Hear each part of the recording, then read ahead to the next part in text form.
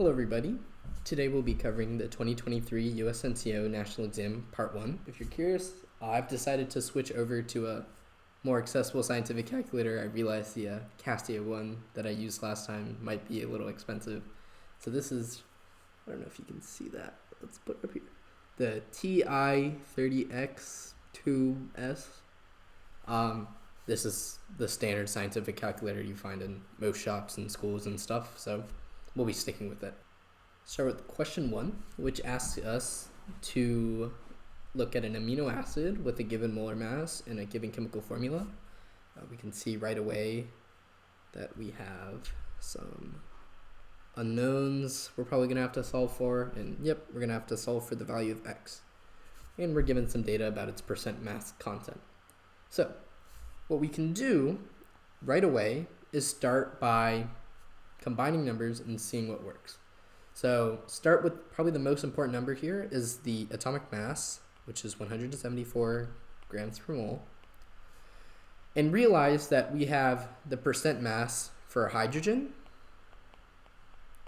and carbon, which is going to allow us to solve for how much hydrogen and carbon are in these compounds simply by multiplying these numbers. So if I want to figure out how much hydrogen is in 1 mole, I'll just multiply 8.1% by 174. And if I do that, we'll get 14-ish. What this means is that there's going to be 14 units of hydrogen per molecule. That's just because each hydrogen atom has a mass of 1 AMU. Quite straightforward. And we can do the same analysis with our carbon. Doing so, we get about 72, which indicates 6 atoms of carbon per molecule. Again, that's just 72 over 12. So, looking back at our problem, it's asking for the value of x, and x is the number of nitrogen atoms. We have the number of carbon, hydrogen, already have the number of oxygen.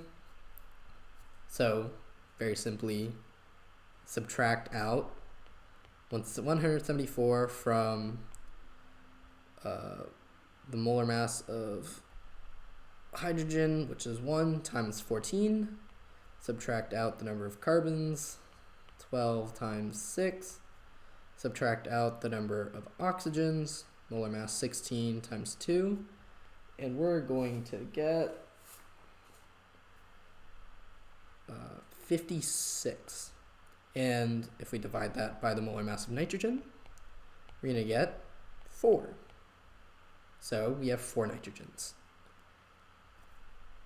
Next question. We have a weird looking, I guess, iron complex prepared by precipitation according to the following chemical equation. We have a student who mixes some of the starting reagents and isolates some amount of product via filtration, and we're going to try to calculate the percent yield. Very standard stoichiometry problem. What we're going to first want to do is figure out what the limiting reagent is, calculate the theoretical amount of product, and then divide out by how much product we actually got to find the yield. So our reagents are our oxalate salt here, our iron chloride, and water. So given that it says in aqueous solution and we have a lot of water, water is very likely not the limiting reagent, so we can ignore that. I'm actually going to erase that so we can see the coefficients. Then we have 10 grams of oxalate and 5 grams of iron chloride. So of course those are different molar masses, so we're going to want to convert to moles first. So 10 grams of our potassium oxalate divided by its molar mass, conveniently given to us. This is going to give us about 0.602 moles. And if we repeat this process for the other 5 grams over its molar mass of 162.2, we're going to get 5 over 162.2 is 0.30308. But of course, we have to account for the coefficients that are in this equation. In particular, our oxalate salt, I'll erase these brackets. Our oxalate salt has a coefficient of 3 in the equation, while our iron salt has no coefficient, implying a coefficient of 1, of course. And since we require 3 moles of oxalate per 1 mole of iron chloride, we're going to have to divide this number out by 3. And we're going to get basically 0.02 moles, which of course is less than 0.03 moles. So our oxalate salt is our limiting reagent. Now that we've identified our limiting reagent, we can go ahead and figure out how much product we're supposed to get. So 0.06 moles of our oxalate, I'm just going to write K2OX. This is going to, that's an ugly looking 6. There we go. This is going to convert to 0.02 moles of our product. And it unfortunately does not give us a molar mass.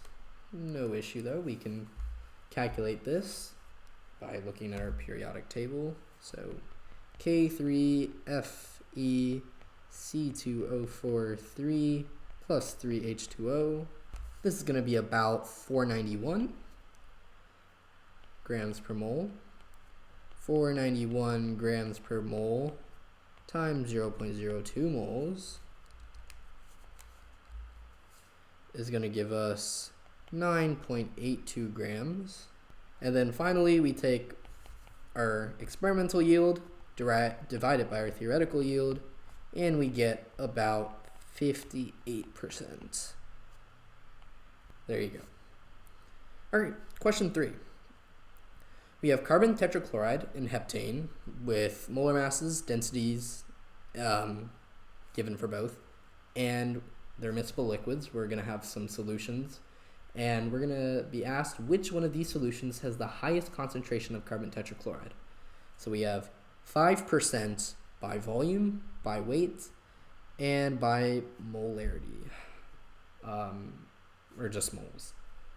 So how do you approach a question like this? Because this is quite a confusing question. Well, first, important step to realize these measures are not all the same. They're different measures for different reasons.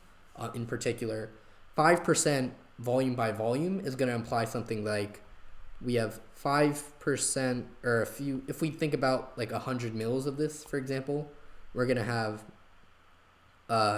actually, I'm just going to say 5% like liters. So maybe it's something like 5 milliliters of our carbon tetrachloride and 95 milliliters of the other one, heptane. This one is going to be something like 5 grams carbon tetrachloride and 95 grams are heptane. And finally, this one's going to be something like 5 moles carbon tetrachloride, 95 moles of the other one. So what we can do simply is convert all of these into one of them, right? So if we convert 5 mils over 95 mils into grams over grams, that will take us from here to here. How can we go from volume to mass? Well, density. Quite simple. And then 5 moles, 95 moles to grams over grams. This is, of course, molar mass. And very conveniently for us, we have the density of both and the molar mass of both. There you go. So you can just go ahead and plug in these numbers. I'm going to subtly shortcut this and just try to compare the two. So if we look at the densities to start, we see that carbon tetrachloride is much more dense than our heptane. In particular, it is about 2.33 times more dense. So what that's going to mean is when I convert 5 mils to grams and 95 mils to grams, I'm going to have much more than 5 grams to 95 grams. I'm going to have about 2.33 times that. So instead of 5%, and of course this isn't a perfect calculation, but it's a rough approximation, and these numbers are quite small, I'll have something closer to 11 to 12% weight by weight. If I look at the mole percent, we see that carbon tetrachloride has a molar mass about 1.5 times more. So 1.5 times more molar mass. So that 5% by moles is going to turn into, let's say, 7 to 8% weight by weight. So essentially what we have here is 5%, 11 to 12% weight by weight, 5% weight by weight, and 7 to 8% weight by weight. Much easier to compare. Of course, the 11 to 12% is going to be our highest concentration, so our answer is A. All right, next question. A solution of 5 grams of which of the following substances dissolved in 100 grams of water has the highest boiling point? So right off the bat, we know we're going to be dealing with a colligative property here, in particular boiling point, of which the formula is our change in boiling point is going to equal some constant times I, which is the Van Hoff factor, times molality. That is an ugly cursive M. There you go. So first off, we can ignore this constant because this constant is going to be for water, and all of these substances are going to be dissolved in water, so that's not relevant to comparing the 4 compounds. Really what it's going to come down to is the Van Hoff factor and molality. So of course molality is moles over kilograms of solvent. This kilograms aspect is going to stay the same because kilograms of solvent, because it's always going to be 100 grams of water. So really our boiling point is going to be proportional to our Van Hoff factor and the number of moles. And if we look at what we're given, we know that it's 5 grams of substance. So how do I go from grams to moles? Well, I divide by the molar mass. So we also know that our change in temperature is going to be proportional to 1 over the molar mass. So what are we looking for here? We're looking for compounds that have a high Van Hoff factor, meaning that they dissociate into lots of particles in water, and a low molar mass. So let's get looking. First, we immediately notice that we are dealing with all acids. And when you're thinking about acids and colligative properties, the first thing you should think of is, am I dealing with a strong or weak acid? Because strong acids are going to dissociate completely into water, giving us a high Van Hoff factor, while weak acids won't. And looking over here, phosphoric acid, standard weak acid, so this is probably not going to be it. And it's arsenic acid, or arsenic acid. This is a strange acid, but if you're unsure of whether this is strong or weak, we can use periodic trends here. This is phosphorus, this is arsenic. On the periodic table, they're in the same group, so we can infer that they have similar properties. So this is probably also a weak acid, and if you look it up, it indeed is. So we can eliminate arsenic acid. Finally, we're left with sulfuric acid and selenic acid. As we know, sulfuric acid is one of those 7 standard strong acids. It's a strong acid, so it's going to have a high degree of dissociation in water. And again, selenic acid is going to be, you might not be sure whether this is a strong or weak acid, but again, sulfur and selenium, same group on the periodic table, they're both strong acids. But then how do we compare these if they're both strong acids? And they're both diprotic acids. So the Van Hoff factor is going to be pretty similar for both. So how do we compare them? Well, not just Van Hoff factor is important, but also the molar mass. Remember, we said small molar masses are going to be better for our problem here. And if we compare these two, of course, selenium has a higher molar mass than sulfur, which means that this right over here is going to have a smaller molar mass than the selenium. So our answer is just going to be sulfuric acid. All right, 5. We have a hydrated double salt containing 2 different metal ions with a formula as such, which is heated off strongly to drive off all water, leaving some residue which we're given the mass of, and we need to figure out what one of the metals is. By extension, you're going to need to figure out what both of the metals are, because if you can't really know one without knowing the other. Okay, so what do we know? We started with 1.802 of our, I'm going to call them A and B, just to be short. A, B2, and then our sulfate, and then our hydrate. And then after heating, we're going to have 1 gram of A, B2, SO4, no water. So this 0.802 grams we lose must be all water. How much water? Well, we can figure it out quite easily by using molar mass. We know that the equivalent of 22 times the number of moles of the compound we had times the molar mass of water, which is about 18, is going to equal the 0.802 grams that we lost. The reason I read it out like this is because when I put this X for number of moles of compound, that X refers to the whole compound, not just the water. So when we solve for X here, giving us 2.03 moles, that is how many moles of this we have. All right, so if 2.03 times 10 to the negative 3 moles of our AB2SO44 weighs 1 gram, then we can calculate this molar mass quite easily just by division.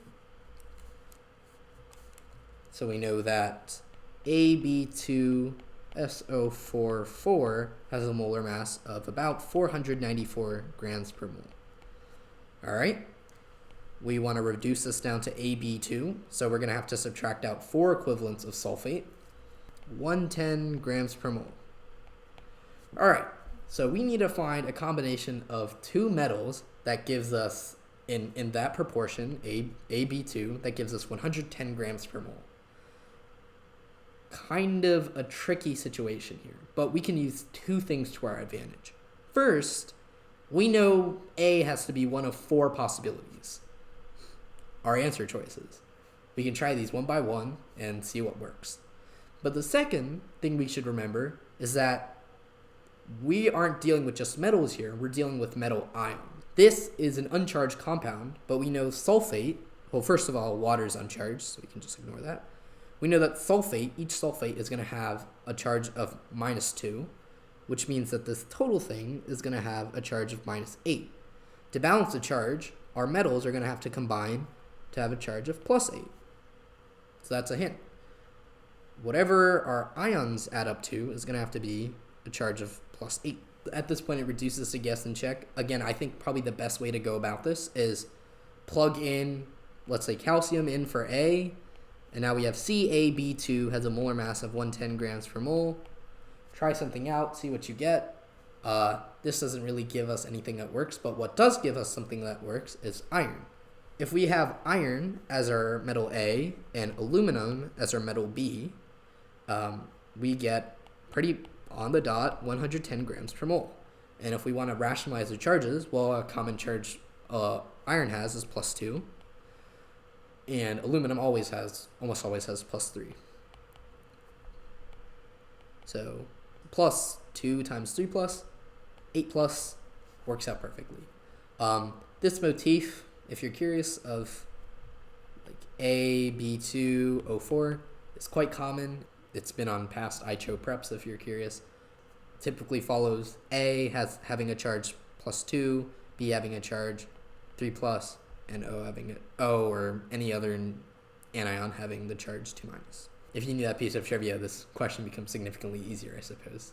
But anyways, our answer is iron. All right, question 6. We have our hypochlorite ion, which is reacting with hydrogen peroxide to produce oxygen gas. And we have a series of experiments where we react some given amount of peroxide with varying volumes of hypochlorite, and we collect oxygen gas. Which graph represents how the volume of O2 varies with the amount of hypochlorite added? And we're given a bunch of graphs. All right. how do we go about this? Well, the first thing we're going to want to try to do is whenever we have things that are, I don't know if I would call it a titration, but where you have a known amount of one quantity and we're adding an unknown amount of the other, and it's pretty much a titration setup, I would say, is to find when everything equalizes, equivalence point of sorts. And you can kind of notice in these graphs that we have kinks, points where the graph is going up and then levels out. That could be a potential equivalence point that could be useful for us. So let's look at that. If we have 10 mils of 0.3 molar peroxide, and we have X mils of 0.4 molar hypochlorite, what would this equivalence point be? Well, simply by using your favorite titration equation, I suppose, we find that X is actually just going to be 7.5 milliliters. So at 7.5 milliliters, we can expect this graph to level out, because at that point, if you think about, again, this reaction, we start out with a lot of H2O2, we gradually add hypochlorite, and at this point, 7.5 mils, we've used up all of our peroxide. And then at that point, you're just adding hypochlorite, but you're not getting any more reaction product. One of those reaction products is O2, of course, so we're not going to be getting any more O2, which is what we're graphing. If we look at our choices here, we see that only one of these has this quote-unquote equivalence point at 7.5 mils. Right here would be D. C, it's a little bit too far, and then A and B don't have equivalence points. So our answer is going to be D. All right, 7. We have a weighted sample of iron dissolved in 10 mils of hydrochloric acid and then titrated with some KMNO4 to determine percent iron by mass. Which glassware is best? And we have a 50 ml burette, and then 10 mils each of a volumetric pipette, a graduated pipette, and then a graduated cylinder. All right, what should we be using? So you might be tempted, as always, to say something like the burette or a volumetric pipette, because these are very precise pieces of instrumentation for chemistry, right? You get down to like tenths of a milliliter. And more precision must always be better, right? But think a little bit more carefully. What is the purpose of the acid in this experiment? And it might be a little bit hard to visualize if you've never seen this before, but what this acid is doing is taking whatever my iron ore is, let's say it's magnetite, for instance. Here's my iron ore, and it's converting it all into metal ions, right? From here on out, the acid doesn't actually matter. Imagine what would happen if we doubled the amount of acid. I'll put acid here. If we double the amount of acid we dissolve something in, that's not going to double the amount of ions we get. It's actually not going to affect it at all, right? If you can think of it like I'm dissolving salt in water, so I can analyze, I don't know, its molar mass, let's just say. If I double the amount of water I had, that's not going to change the number of ions of salt I had. If I was to go ahead and titrate the salt somehow, I guess, it's not going to change how many moles I had, right? It's the iron is what we care about, not what we're dissolving it in. Another thing that might tip you off to this fact as well is it asks for 10 mils of HCl, not 10.0 mils or anything more precise. In fact, this could easily be 1 sig fig. You'd be fine with like 17 mils or 8 mils, and this experiment would probably still go okay. So something precise like a burette or a volumetric pipette is not going to be necessary. The answer is actually going to be our graduated cylinder, trusty dusty graduated cylinder. To deliver what's essentially a solvent for this reaction, we don't need anything too precise. We're just going to be using a grad cylinder. Something like a graduated pipette, there's no reason we need to be pipetting things here. I guess this question is a little bit contingent on having worked in the lab a little bit before, but if you think like doing a titration experiment, for example, and you're pouring things into your Erlenmeyer flask, there's no reason to take water up in your pipette over and over again. It's much easier to just pour it in a cylinder and pour it in. So there you go. All right, question 8. We have a 0.1 molar aqueous solution and several metal ions, and we're going to ask which one of these is least intensely colored. We're given 4 ions. So there's an easy way and a hard way to do this.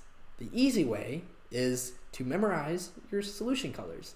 This is a thing that comes up quite often in all levels of Chemistry Olympiad. And just know that the answer is going to be manganese 2+.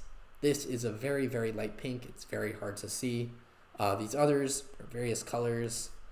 I'll leave you homework to figure out what those solution colors are. It is quite important to know what these are.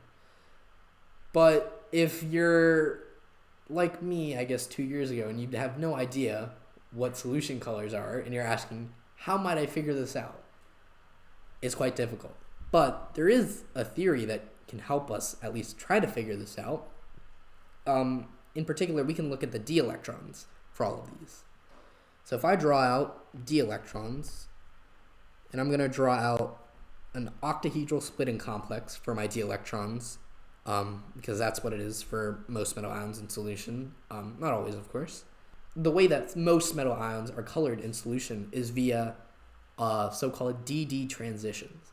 So if I had like an electron here, let's just say, one way that this can produce color is by absorbing some energy such that it gets elevated to this new energy. And then when it comes back down, that's going to release energy in the form of color. And the intensity of how much energy you have to go down, up and down to produce that color actually determines the color, right? Because again, longer wavelengths are going to produce like red, orange, or probably like infrareds, and shorter wavelengths are going to get you, your purple, blue, maybe your ultraviolets. This isn't the case for all ions, of course. There's complicated things like charge transfer, and of course, crystal field theory is an approximation for weird molecular orbital stuff anyways. But this is some intuition that we can use. If we look at the d orbitals for Mn2+, we'll find that it's half-filled. Mn2+ is a d5 complex. It has 5 d electrons, and we can figure this out simply from its place in the periodic table. Its electron configuration is something like this. And then when we go to 2+, we get rid of our s electrons, so we're left with 5 d electrons that fill in as so. Now imagine having to take an electron up to one of these electrons, up to here, and then back down. When I take a d electron up, so let's just say I took that one, and then move it up here, not only do I have to flip its spin, which is bad. Flipping the spin of an electron is pretty bad in electron transitions, but I'm also double crowding this orbital right here. If you know things about like periodic trends and stuff, you know that this is much more stable than this.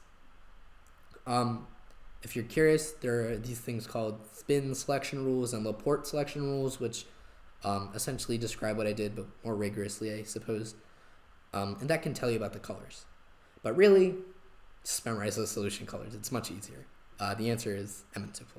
Question 9, when equal volumes of 1.0 molar ammonium sulfate solution and a saturated solution of barium hydroxide are mixed, what is observed? All right, let's very quickly write out this equation.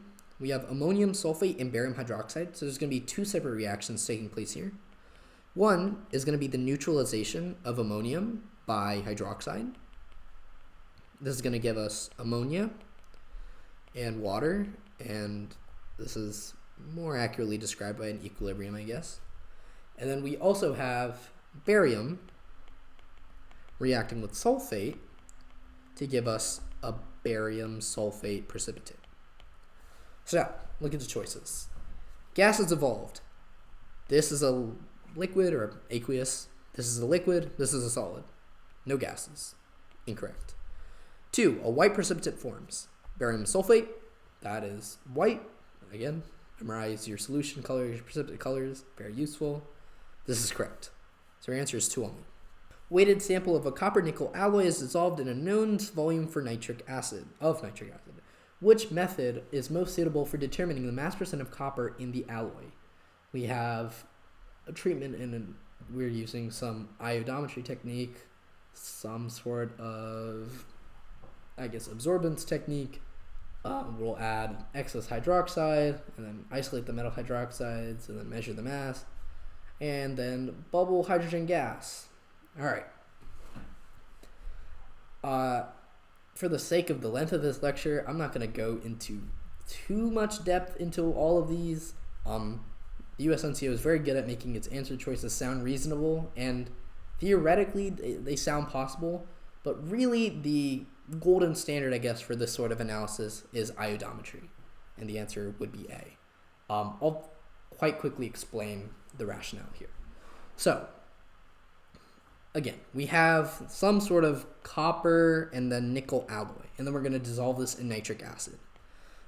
Very similar to actually what we saw in an earlier question. When you dissolve an alloy or some sort of ore in acid, all the acid is doing is just going to liberate some free metal ions for you. So we're going to get some copper 2+ and some nickel 2+. There you go. How do we determine copper then from here? Well, we want something that's going to react with the copper, but not the nickel. Things like hydroxides, nickel hydroxide isn't exactly soluble, so that wouldn't really work. Hydrogen gas, probably not good too. Nickel does react with hydrogen gas in some instances, but iodide reacts with copper and not nickel, and it's a very unique reaction in that copper is going to react with some, I'll make the reaction like this. I'll balance it for you all. We're going to get copper iodide, and this is copper 1 iodide, if you can note, and iodine. This is a redox, or perhaps I should say triiodide. This is a redox reaction, as you can tell, and it just so happens that the reduction potentials are just right, so that this reaction is going to occur with copper, but not nickel. So what that means is we're preferentially reacting with copper, and then we can just very easily actually measure how much copper we produced, not by analyzing the copper that we got, by analyzing how much triiodide we got.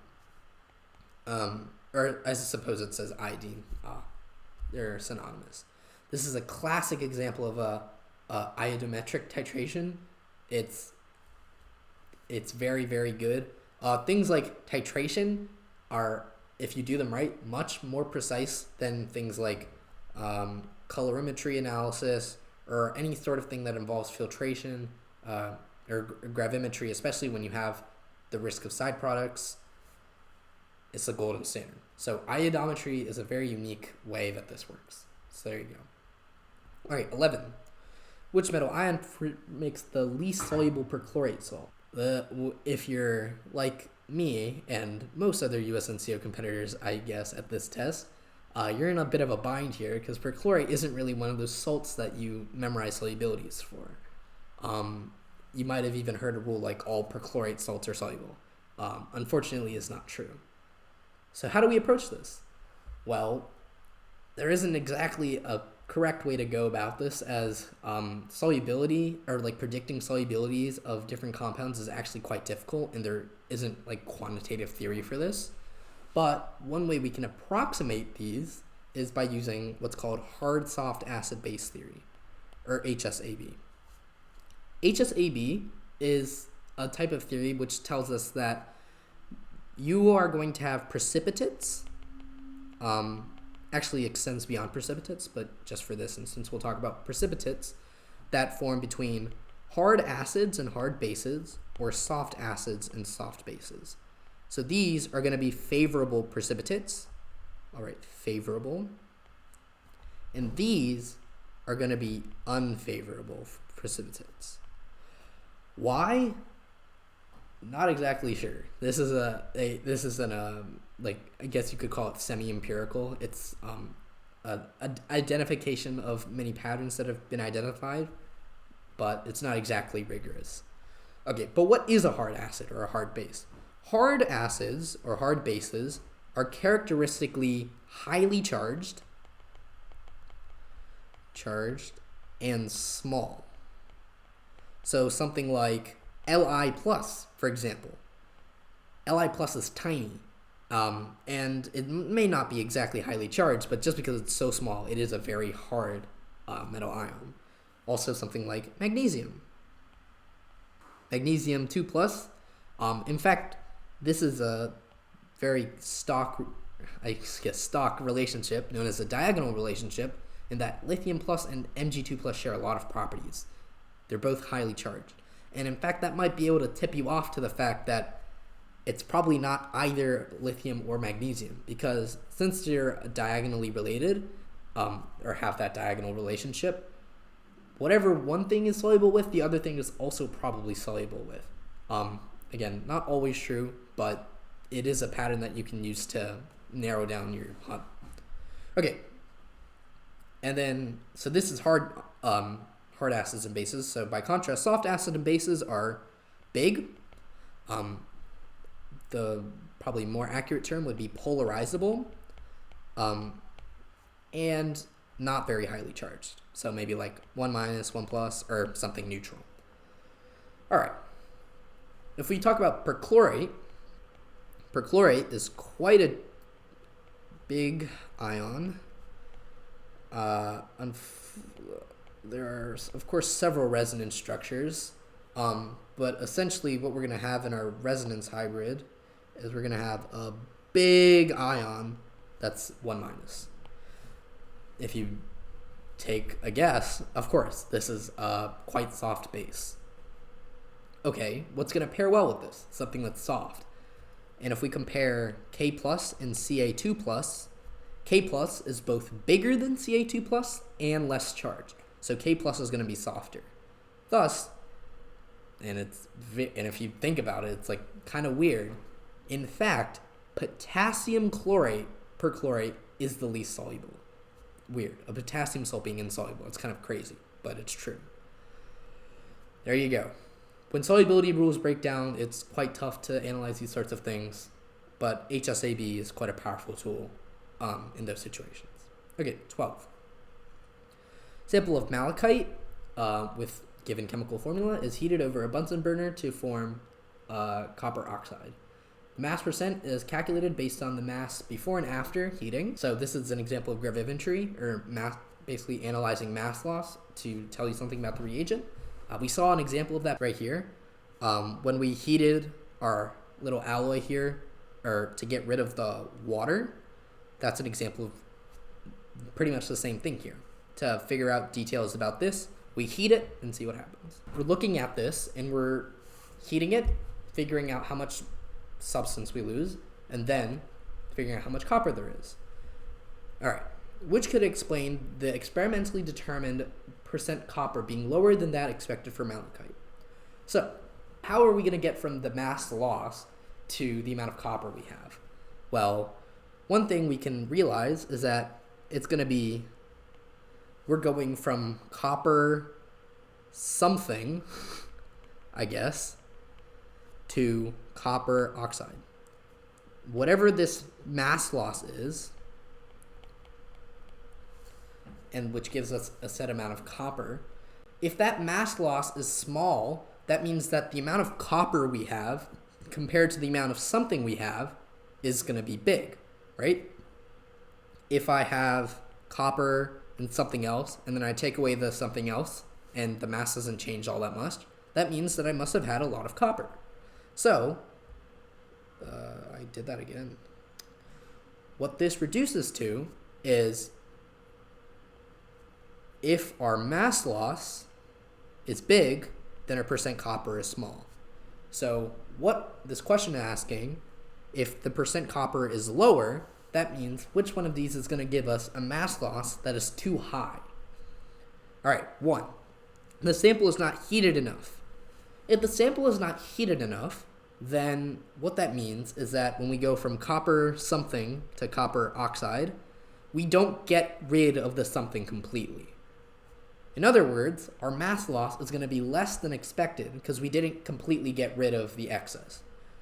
Well, if our mass loss is smaller than expected, again, these two are roughly inversely related. If our mass loss is smaller than expected, that means that our copper percent is going to be bigger than expected. So this is not the answer. 2. Sample is heated more strongly. You might be tempted to go ahead and say this right away, because if the sample is heated more strongly, that means the mass loss would be greater. But think about it. When you heat it enough, we get copper oxide. What's gonna happen if we overheat the copper oxide? Nothing, really. Maybe there's a risk you melt it at very, very high temperatures, but even if you melt it, the mass is gonna stay the same. So that ridiculous scenario is squashed. Overheating it is not gonna do anything. In fact, in some procedures you want to heat this for a very, very long time, just to make sure there's no risk of underheating, because overheating isn't really a problem. So not B. All right, C and D have to deal with some impurities. Okay, and again, this is kind of tricky to look at because we have some copper here, but it's a different amount of copper than here, and this one has iron, so what's going on? Again, we'll come back to mass loss, related to mass loss. When I heat azurite, Cu3, CO3, 2, OH2, this is going to turn into copper oxide. When I heat goethite, I hope I'm pronouncing that right, this is going to turn into ferric oxide. What that means, though, or what this means for our experiment, though, is that the mass loss is going to be slightly changed. Whatever this mass loss here is going to be different from the mass loss of our original compound, because our something has slightly changed. It's not exactly copper and then carbonate and hydroxide. It's going to be copper and a little bit more carbonate and hydroxide. Here, even though it's iron, we are still going from something, a residue plus something to just the residue. We still have a mass loss, but that mass loss is still changed. Just calculate the mass loss. That's all we have to do. If you do that calculation, you'll find that this mass loss is by percent. This percent mass loss is greater than that of simple malachite. This percent mass loss is smaller than that. So this is greater than normal. This is smaller than normal. And if we return to the question lower, mass loss and the calculated percent copper are inversely related. So our answer is going to be azurite, because it's going to give us more mass loss than expected, which means we're going to calculate a lower percent copper. All right, on to question 13 now, which asks us to look at a bicycle tire filled with some air to a pressure of 72 psi at a temperature of 25 Celsius. And if we increase the temperature and the volume, what is the new pressure inside this tire? Well, this is going to be a simple case of ideal gas law, or if you would, the combined gas law, all the same stuff. Really, the key here is just to realize that pressure is directly proportional to temperature and also inversely proportional to volume. So when we increase the volume by 5%, that's going to be, so we'll start with our initial pressure first. When we increase the volume by 5%, that's going to be a decrease by 5%. So times 1 over 1.5. And then when we increase the temperature to 55 degrees, that's going to be a proportional increase. Of course, we're going to have to convert to Kelvin, almost said Celsius. Celsius to Kelvin, because all these gas laws only work proportionally if your units are Kelvin. So 55 plus 273 over 25 plus 273. This is going to give us an answer of probably about 75, which is B.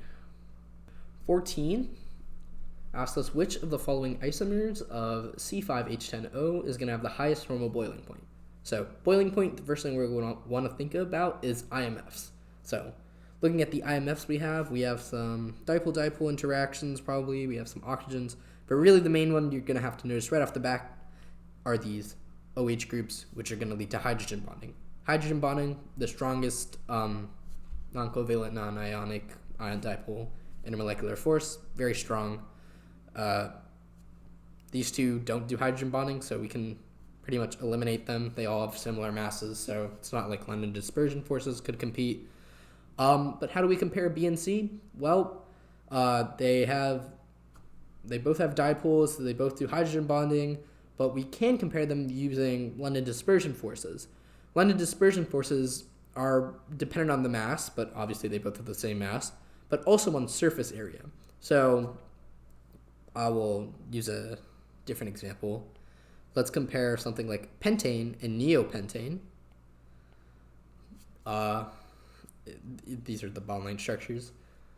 These two have the same mass, but they don't have the same London dispersion forces because this pentane has a large, please edit that out, has a large surface area, while this has a relatively smaller surface area. London dispersion forces are surface area dependent. More surface area means more spaces for the electron clouds of the two molecules to interact, which leads to stronger interactions. So which one of these is going to have this higher surface area? Well, this right here actually looks quite a lot similar to our neopentane over here. It's kind of bunched up. It has a little surface area. Well, this pentane, cyclopentane ring is pretty spread out. It's going to have a bigger surface area. Actually, I should probably circle the whole thing. And yeah, it's kind of subjective and maybe is a little bit hard to find out, but this is bunched up, this isn't, so this has a higher surface area. So the answer is C. All right, 15. Two substances Q and R have the same normal boiling point, but Q has a larger enthalpy of vaporization. So what is true about the relative boiling points of these two? All right. So normal boiling point and temperature and enthalpy of vaporization, all of that, we're going to be talking about the Clausius-Clapeyron equation, which is at the beginning of your, I believe it is. Yeah, it's at the beginning of, well, one form of it is. It looks something like this. And then we might as well go something like this. P here is going to stand for vapor pressure, but in this case, what we can actually reduce this to is natural log of 2. The reason why we're using vapor pressure is because at the boiling point of a substance, vapor pressure is equal to external pressure. So at regular boiling point, so I don't know, at 1 atmosphere, P is going to equal 1 atmosphere. So at the it's 1 atmosphere, and then T is going to equal your regular boiling point. But at 2 atmospheres, this is going to be your new pressure. T is going to equal, this is messed up, sorry. T is going to equal your original boiling point plus the elevation due to the excess temperature. So what we're trying to find is which one of these makes the biggest jump. As we can see here, this is where temperature comes into play into our formula. So if I go something like this, natural log of 2 equals delta H over R, 1 minus T2 over 1 minus T1. We want this term to be bigger because even though it's reciprocals, if T2 and T1 are more further apart, then this term is going to be bigger. So how do we maximize this term? Well, this term is maximized, we can isolate it. Negative R natural log of 2 over delta H equals 1 minus T2 over 1 minus T1. And if you will, we can multiply through by the negative 1 term over there. And we can see clearly that delta H, which is our enthalpy of vaporization, is inversely proportional to our difference in temperature. So a larger delta H is going to have a smaller temperature change. So Q, which has the larger enthalpy change, is going to have a smaller increase in boiling point. What that means is that the boiling point of Q is going to be less. Quite simple. I'm going to double check that. It is correct. All right. Move on to number 16. The density of white tin is 7.28 grams per centimeter, and gray tin is less than that. And then we have a conversion from tin to gray has a standard enthalpy of reaction of negative 2.1 at 298 Kelvin. At 1 atmosphere, white tin or gray tin are at equilibrium at 13 C. Which of the following best describes our phase diagram? All right, so we have two key pieces of information here. One, we know that white tin is denser than gray tin. Why is this relevant? What this means is that at high pressures, white tin is going to be more stable because it's denser. Imagine if you have more pressure, you're pushing the tin in on of itself, and you're going to force it to become the denser version of itself. How is this relevant to our phase diagram? Well, what this means is that if we can see that at higher temperatures in some of these phase diagrams, either white tin or gray tin is going to be more stable.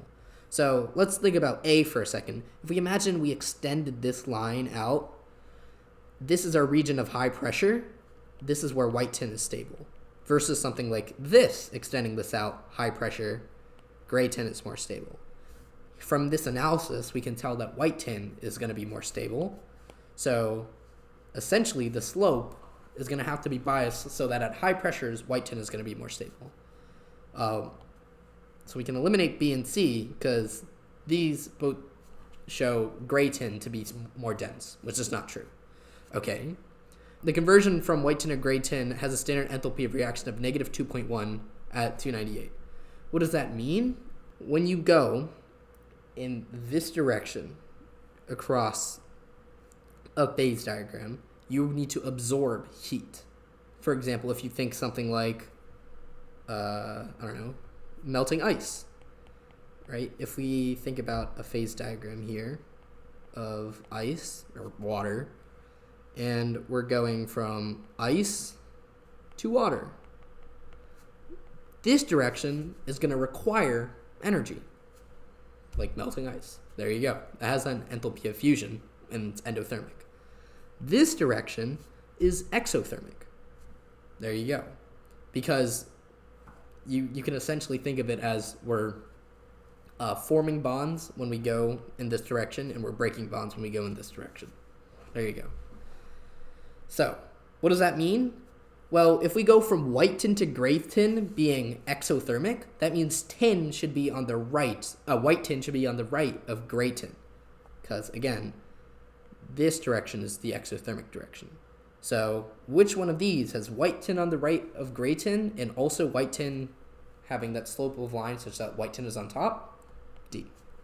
Nickel crystallizes in a face-centered cubic structure. The edge of a unit cell has a length 352 picometers, but it's the distance between two adjacent nickel nuclei in this lattice. Face-centered cubic structure, which I already know I'm going to draw not great, but we will try our best. It is a highly efficient packing structure, the most efficient you can do with hard spheres, or one of the most efficient.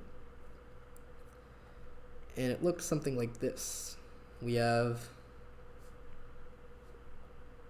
nickel atoms or whatever atoms at the corners here, and then also in the centers. There you have it, I guess.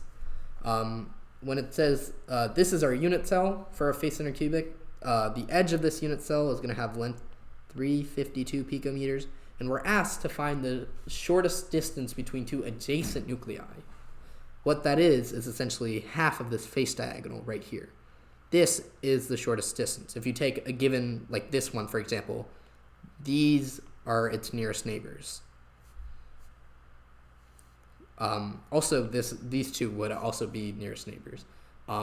Any given point in a face-centered cubic lattice has 12 nearest neighbors, and they all are a distance of, if you want to do some math, this is a right angle, and it's actually a 45, 45, 90 right angle because this is a square. If this is A, these triangles have side lengths A over root 2. Pythagorean theorem, very simply verifies this. So what we're looking for is just 352 over square root of 2, which should be C, right? Of course. All right, 18.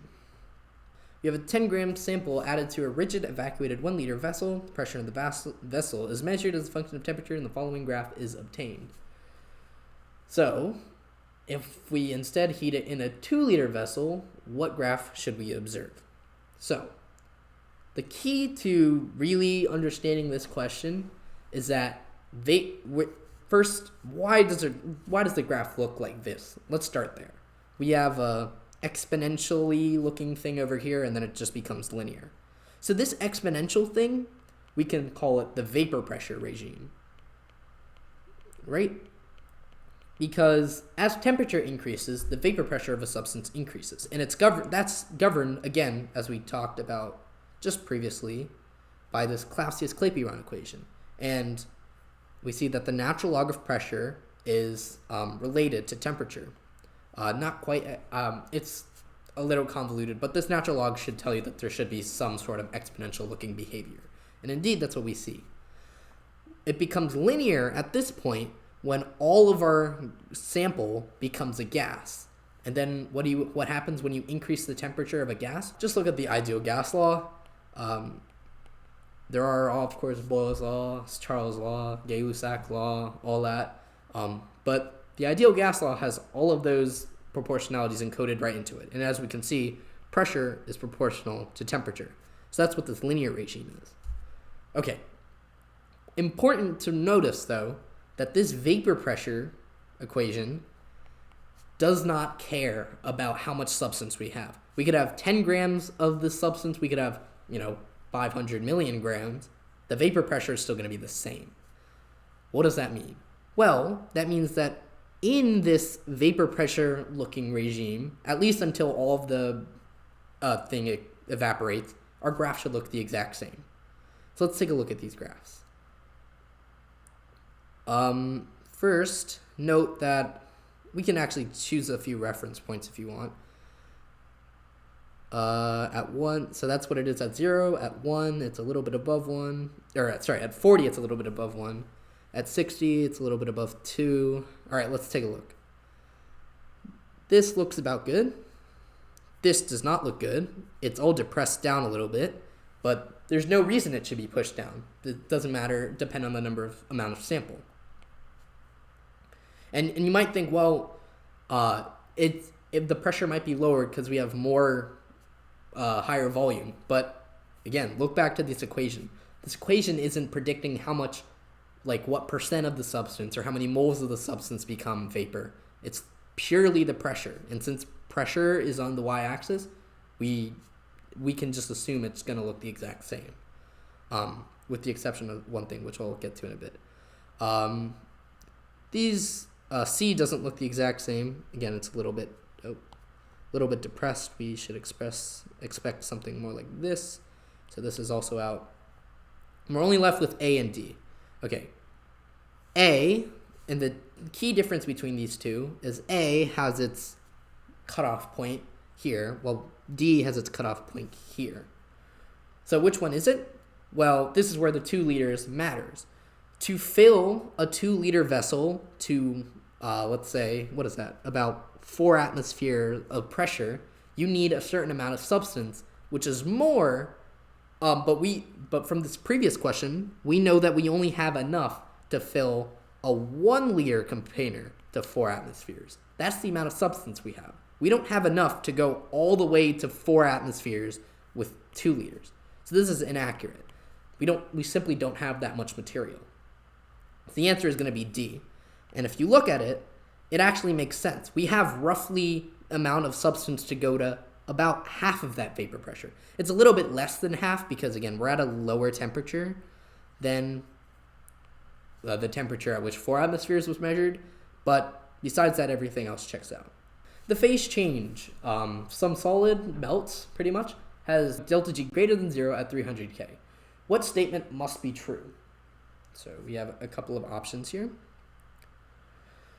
Okay, we have KEQ is less than 1, delta S is less than 0, liquid X cannot exist at 300K, the melting point of X is greater than 300K. All right, start with K.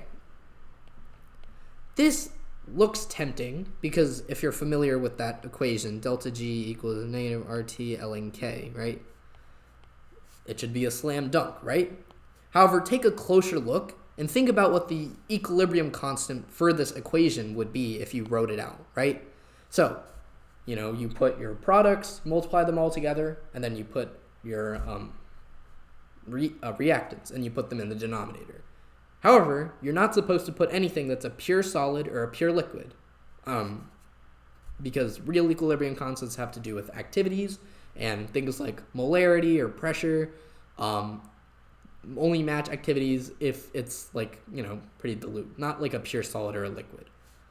These are both pure solids and pure liquids, so we don't actually put anything in our equilibrium constant. So it's just going to be 1 or something weird, essentially. This whole delta G equals RT ln K isn't going to work here, essentially. This isn't necessarily correct because we have pure solids and pure liquids only. All right, delta S must be less than 0. This is a little bit easier to see through. We have delta G equals delta H minus T delta S. We know that this is positive. Well, if this was like negative 1, let's say, and this was really, really big, it doesn't matter what the delta S contribution is. Delta G can be positive regardless of the sign of delta S. All right, C, liquid X can't exist at 300K. Let's go back to our phase diagram, right? Here we are. Actually, let me draw it. I'll exaggerate it a little bit. Let's say this is our 300K, and it's in the solid region, as you can see, because if melting is non-spontaneous, that means you're lower than the melting point, which might as well preemptively circle. This point is left of the melting point. Makes a lot of sense, because if melting is non-spontaneous, the reverse must be spontaneous. Freezing is spontaneous, which means that we're below the melting point, or below the freezing point, as you were. But if we look at this phase diagram, liquid X cannot exist at 300K. Well, what happens if we crank the pressure up a little bit? There you go. We made liquid 300K. If you're upset that the liquid is more dense than the solid, there are plenty of substances that have denser liquids than solids. For example, the most important liquid on Earth, water. Water is more dense than ice. You all the time have slopes like this. And again, this is the recurring motif, I guess, in this test. This slope tells us a lot about relative densities. So I don't know, let's just say this was ice and water. Whatever. This slopes upward because at these higher pressures, water is going to be more stable because it's denser. All right. Keep on going. Which of the following is delta H closest to delta G? All right. Let's pop it out again. So for delta H to be close to delta G, we're going to want this term to be low. And a good approximation for delta S, especially when you're dealing with gases, is how many moles of gas do you produce compared to how many you consume. If you produce, for instance, a lot of gas, that's going to be probably a positive delta S because you're increasing the entropy of your reactants. If you consume a lot of gas, but you don't make as much, that's going to be a negative delta S. If we want delta S to be as close to 0 as possible, ideally we should be consuming and producing equal amounts of gas. There we go. Let's look. Here in A, we consume 2, but then produce 3. Let's see if we can do better.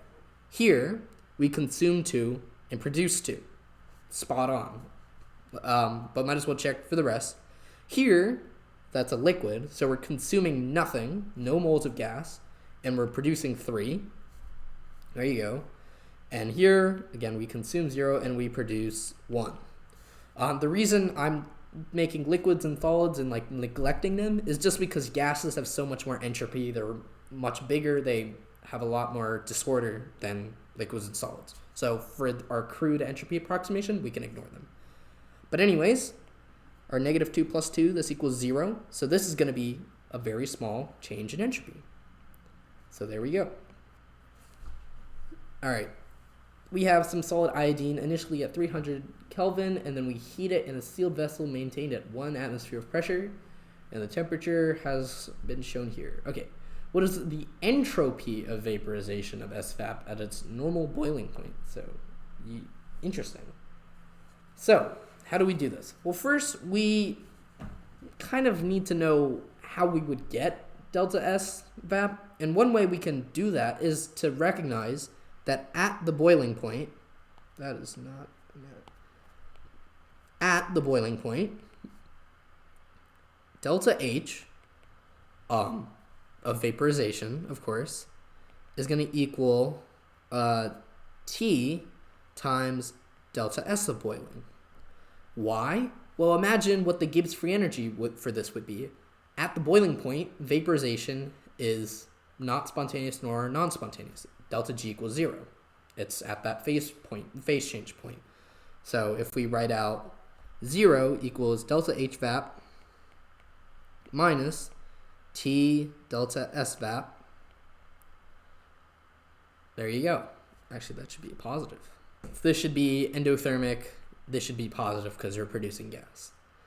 All right, how do we progress from here? Well, if we rearrange this equation, delta H VAP over T boiling, and we can figure out both of these quantities from our graph. First of all, the boiling point here, if we mark out our regimes here, this is our solid, this is our liquid, this is our gas. Here is going to be our melt, here is going to be our boil. So first, our boiling temperature here, it's about a solid 460 Kelvin. And our delta H VAP, well, luckily for us, we know exactly how much heat we're adding. All right, so we have 340 joules. So first of all, our boiling temperature is 460 K. All right, but our, our delta H VAP, again, this is in joules per mole, and here we only have joules. So we're gonna have to adjust for moles. 2 grams of solid iodine, divided by, the mass of iodine. We can check our periodic table here.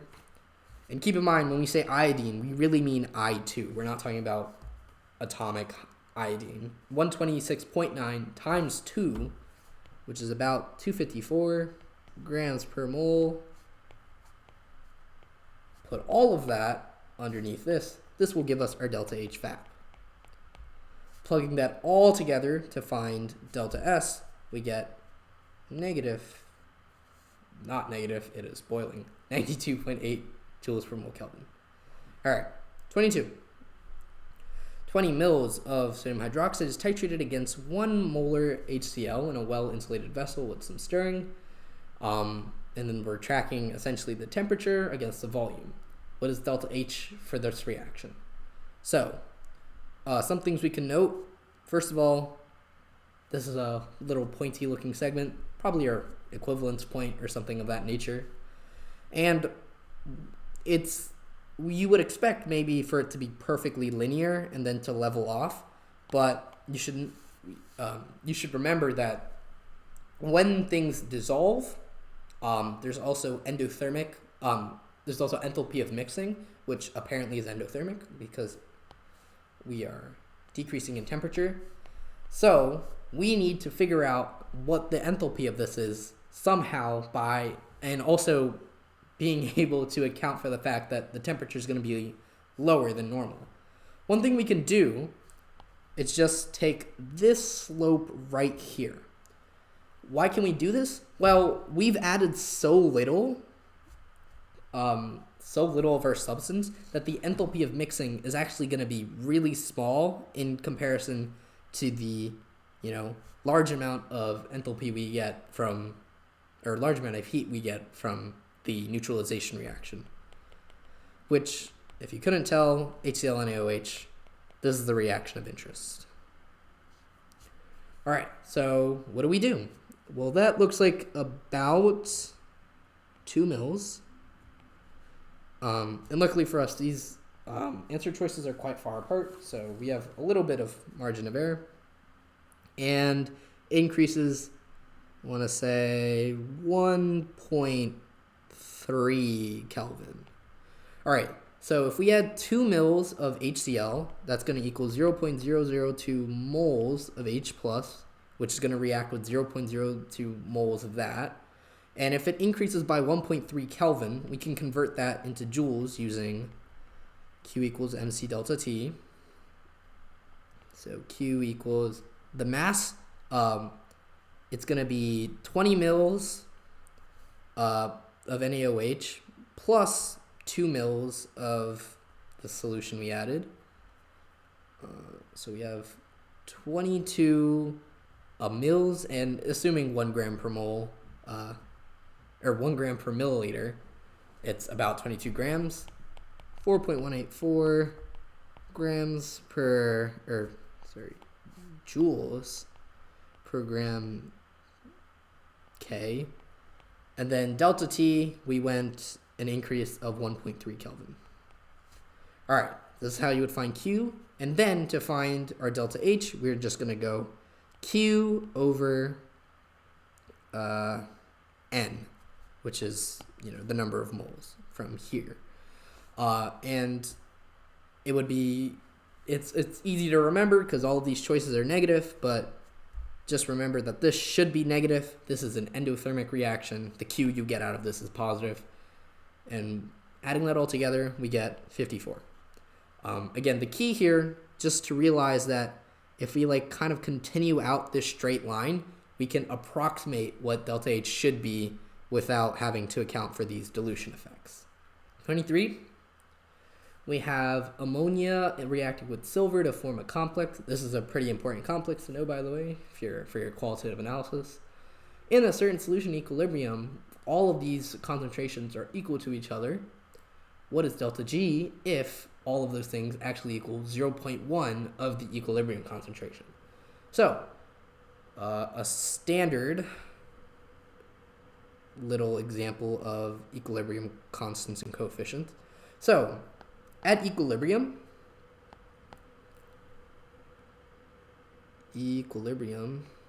our equilibrium constant here is going to be Ag NH3 2 plus over Ag plus NH3 squared.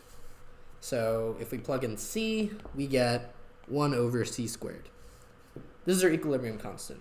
So then delta G should be negative RT natural log of K, which is just going to equal RT natural log of C squared. I removed the negative sign, so that's why I changed it from 1 over C squared to C squared. Okay, sounds good. What is delta G? Delta G is going to equal delta G naught minus RT, or plus RT, natural log of Q. What's Q? Q is just going to equal this exact equation, but instead of using all C's, we're going to use 0.1 C. Plug that in, you get 100 over C squared. So then our equation becomes negative RT natural log C squared plus RT natural log 100 over C squared. We can do some interesting things here. And again, this is our delta G. Using some log properties. So we could separate out this log. Well, first of all, I'm just going to bring RT outside. What we can do here is we can separate this log into natural log 100 and negative natural log C squared. So natural log of 100 over C squared is natural log of 100 minus natural log of C squared, property of logarithms. And note, we have some nice cancellation action. So delta G, should not be delta G naught, sorry. Delta G equals natural log of 100. There you go. RT, of course. And this is just going to be D. We have equal volumes of 1.00 molar HSO4 minus and 1.00 molar SO4 minus. pH of the solution varies with the reciprocal of absolute temperature as shown below. And we have a nice and spicy equation. What is the standard enthalpy change for the acid dissociation constant of HSO4 minus? Yikes. We have 1 over T in delta H. This should be sparking in your head. The lovely Van Hoff equation, I believe. They all look the same. But actually, I'm gonna use the this form plus some constant C. All right, and we have 1 over T on the x-axis. So if we could figure out a way to change pH into natural log of K, that'd be very good. So the slope of pH against 1 over T is that. So let's see if we can figure out a way to get that our equation to look a little bit like that. First, realize that we have an acid and a conjugate base, meaning we're going to have to use some Henderson-Hasselbalch. The Henderson-Hasselbalch equation goes pH equals pKa plus log. 1 molar junk right here. We can immediately realize that both of these are equal to 1. 1 molar, 1 molar. This term goes away. Natural log of 1. pH equals pKa. So what does this mean? We can, instead of pH, we can pretty much write pK over here. It's pretty nifty. Now what do we do? How do we get from pKa to natural log of Ka? Well, pK equals negative log of Ka, but we have natural log of Ka.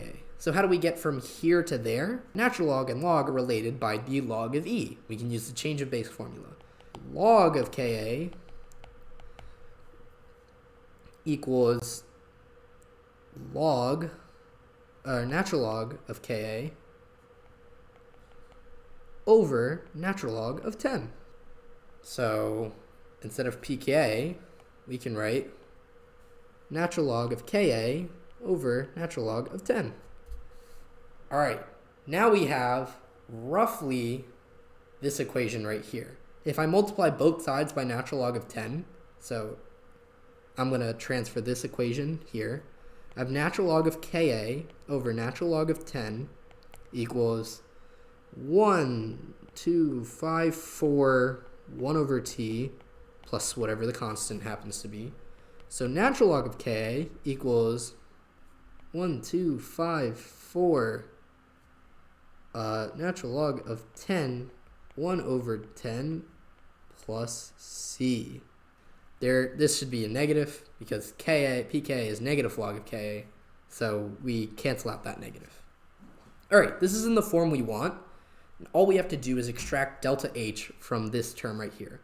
We have 1,254 natural log 10 times 1 over T plus C equals negative delta H over R 1 over 10 plus C. So this matches up to this. So delta H equals R negative R times 1,254 times natural log of 10, which equals negative 24,000 joules per mole. So our answer is A. Very, very tricky question. Don't worry if this test is hard. These are hard questions. On to the next question. So we have hydroxide reacting with methyl iodide to give methanol in a second order reaction with the given rate. And we're asked how long is it going to take for the concentration of methyl iodide to decrease from the given concentrations in a 1 molar solution of sodium hydroxide. All right. So first thing we're going to want to note is that this is a problem with the limiting reagent and a reagent in excess. And in kinetics, we can very often simplify this to simpler rate laws by just assuming one of the reactants, specifically the one that's in excess, remains a constant. So from our problem here, we see that hydroxide is in excess. So what we can do is we can say rate equals K times hydroxide times our methyl iodide, and then treat this term as just a constant. Conveniently, this is 1 molar, so K times the hydroxide concentration is the same K. So we still have 6.5 times 10 to the negative fifth. It's just going to be 1 over seconds now, times our CH3I. Here we have an effectively first order reaction kinetics that we can use to solve this problem. The equation integrated rate law for a first order kinetics looks something like concentration of A equals the initial concentration times E to the negative KT. We can solve this equation for T just by plugging in our concentrations.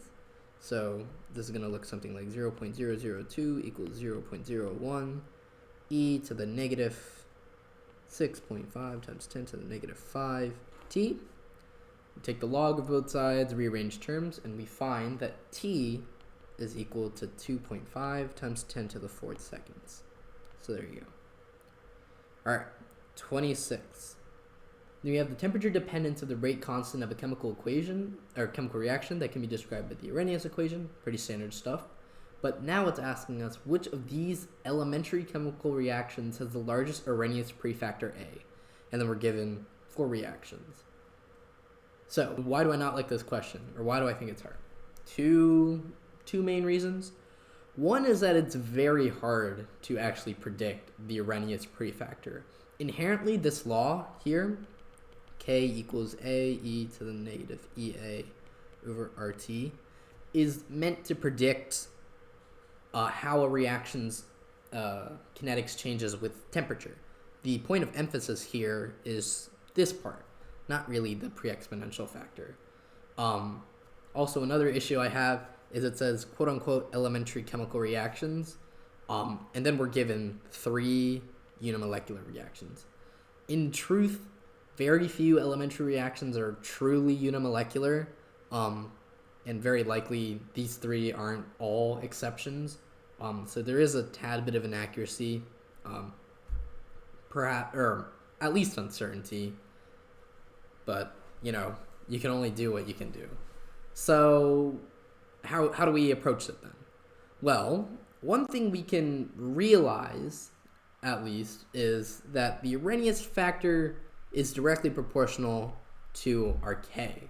So a reaction that goes fast probably has a high A. And again, not always true because we have an activation energy here, all of that stuff, and different reactions are observed at different temperatures, etc. So not fully rigorous, but we can try. So we're given these 4, and which one do we think goes the fastest? Well, first, right off the bat, if we look at this reaction here, this is actually quite unfavorable. What we're doing is we're generating a carbocation with the leaving of a leaving group. This is actually the first step of an SN1 reaction you might have recognized, and it's not very favorable. So we can eliminate that. Here we have some sort of isomerization reaction.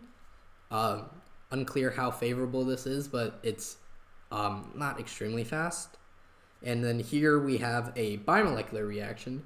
And rule of thumb, unimolecular reactions are actually, from what I said before, it's not actually completely true.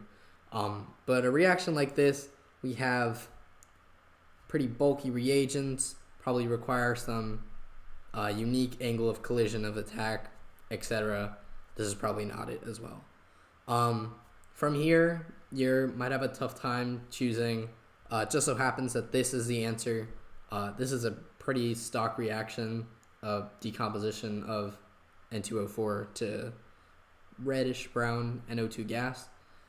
If we want to get a little bit more rigorous and have a little bit more insight, we can't just use the plain Arrhenius equation. So if you wanted, you could use something like the Eyring equation.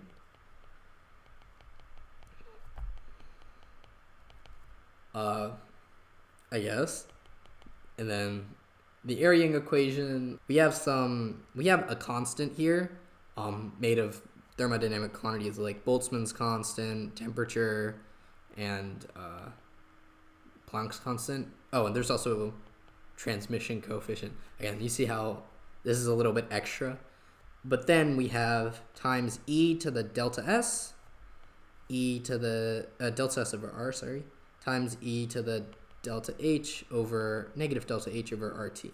From here, we can see that this delta s term would be in our constant part of the Arrhenius equation. It's not actually constant because there's a temperature term, but compared to the contribution of temperature over here, this contribution is not that big, so we can consider it constant. And then you can observe that higher delta s's is actually going to lead us to have a higher version of this pre-exponential constant. But anyways, a higher entropy transition state is going to lead to more favorable reactions. This will be included in that pre-exponential factor. And then from here, it's pretty clear that this reaction is the one with the highest entropy. So you could infer that it has a highest Arrhenius prefactor, and you'd be correct. But again, I think that's a little bit silly to require people to know, and it's not a foolproof analysis either. So yeah, don't beat yourself up if this question is tough. All right, next question. We have the iodination of acetone being irreversible and having a rate law of as follows, where we have acetone, it's just pretty straightforward. When the reaction is carried out with an initial concentration of I3- much smaller than those of either acetone or H+, it is observed that the yellow color due to I3- fades over time, finally disappearing abruptly at a concentration T. And then we're asked, how does T depend on those initial concentrations? So what we have here essentially is we have a lot of I3-, and we're trying to figure out how long does it take for all this I3- to disappear. And you might note I3- isn't actually in the rate law. So let's start first with CH3CO, CH3. This is in the rate law. So if we increase the concentration of CHCO, CH3, we're going to increase the overall rate of the reaction. And if we have some amount of reagent, some concentration, and we increase the rate at which it's converted into product, right? So this is going to occur at some rate. We increase that rate. Of course, it's going to take less time for the reaction to go to completion. So we can say that it's inverse. So immediately eliminate these two. For the second choice, it's the exact same analysis. We have more of this, increased rate, faster product formation. And again, we're only looking at the rate of disappearance of I3-. It's not like increasing the amount of H+ is also increasing the amount of I3- that we start with. That's not true. So we don't have to worry about that.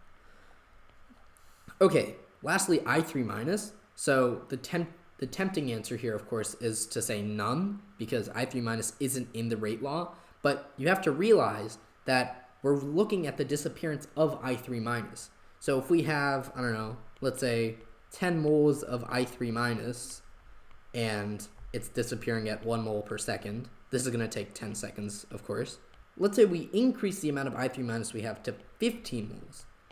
Just because the rate that we are making the I3- disappear at isn't actually changing, that doesn't mean that the amount of time isn't going to change. This is going to be 15 seconds. You can think of it as like, I don't know, D equals RT. If you want to increase T, you can either decrease rate or increase distance. And essentially what we do when we increase the amount of I3- is increase like the chemical distance that a reaction would have to travel in order to go to completion. So our answer is going to be D. this is a direct correlation. 28, we have a reaction run between A and B, carried out twice with initial concentration A in each run, but 2 different initial concentrations of B, and the results are shown below. What can we conclude about this rate law? So we have here, let's say, a large initial concentration of A, there you might be, and we have seemingly exponential decay. Exponential decay is indicative of a first order reaction, and given that it's that we can significantly change, given that we're looking at, if you look at the y-axis, we're dealing with a very small amount of B. This is, again, one of those like limiting reagent kinetics problems where we have that effective rate law. You can imagine something, even if it was to look something like this, you can imagine we combine this into something K effective, and then it's an effective first order in B. Alternatively, it could be something like this and not be dependent on B at all. Again, concentration of A is not changing, so it has no effect. And it's still going to be first order in B. However, the concentration of A not changing means that we actually have no information about how A is related to the reaction rate. That's not a variable that we ever change, right? We have 2 independent variables, which might affect 1 dependent variable of our rate progression. We changed B and saw how it changed the reaction rate, so we have some information about B, but we never changed A. And the fact that we never changed A means we have no information about how A affects this rate. So the answer is going to be D. We do know it's first order in B from the shape of these curves, and it's the limiting reagent, but we have no information about A. 29.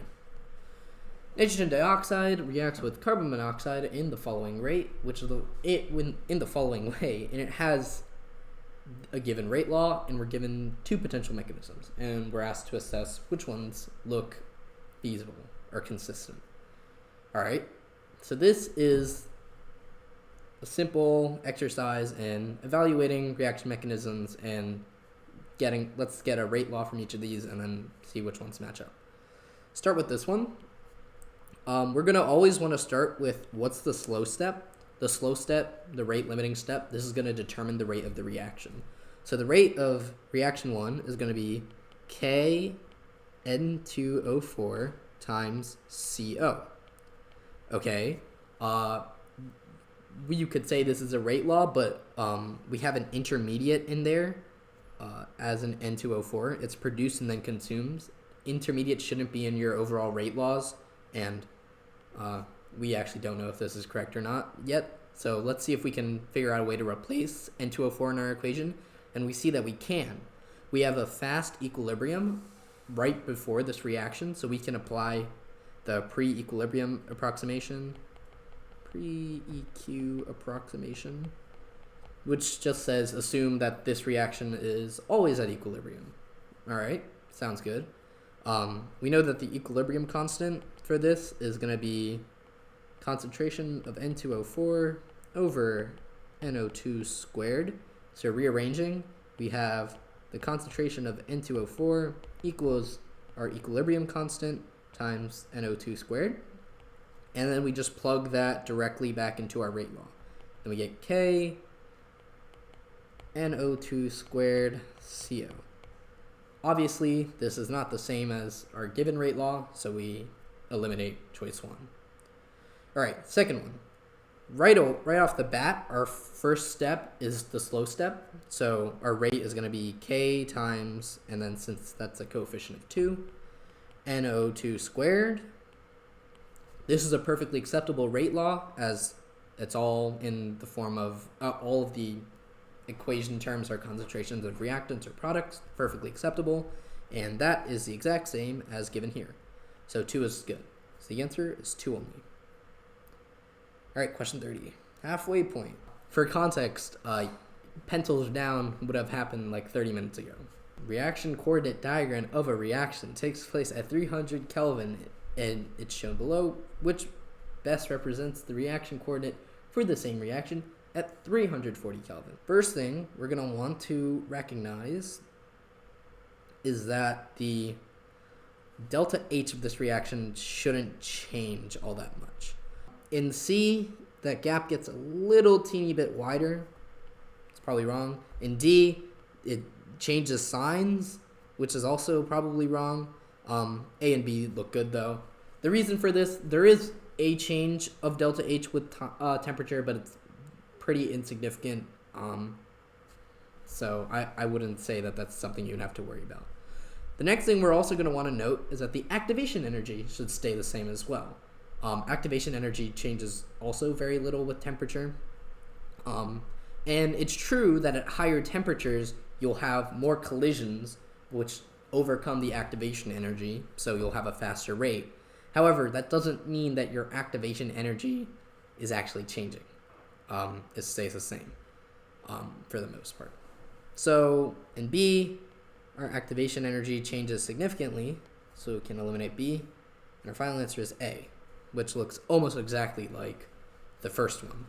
The reason for this being, when you increase the temperature and you think about like enthalpy, right? And let's say the enthalpy of one of these is going to change. Well, if the reactance is going to increase, the product is also going to increase by a similar amount, and so will the enthalpy of the transition state. So given that this change is only 40 Kelvin and not something ridiculous, you should expect little change.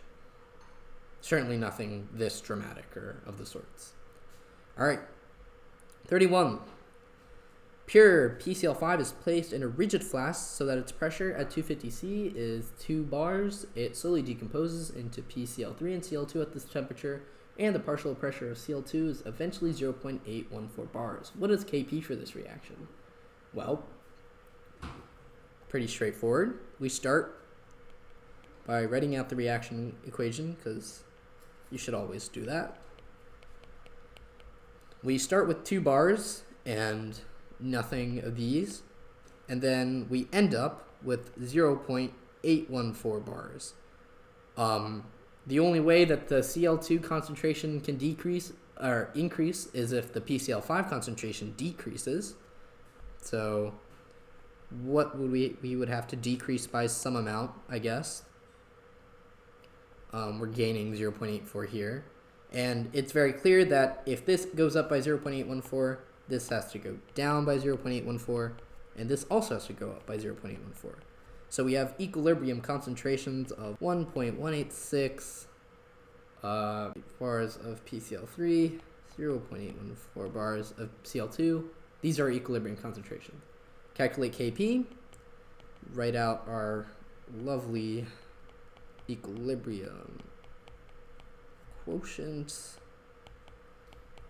plug in your numbers, do get 0.559. All right, next question. Maximum concentration of lead-2 ions in equilibrium in a solution with pH 10.5. Ksp of PbOH2 is 1.4 times 10 to the negative 15. All right, simple Ksp problem here. We have that the Ksp is going to equal 1.4 times 10 to the negative 15, and our Ksp expression is going to look something like Pb2 plus OH minus squared, as it's PbOH2. From here, we realize that pH actually tells us what the concentration of the OH in solution is. First, let's go ahead and convert to pOH. These two just need to add up to 14.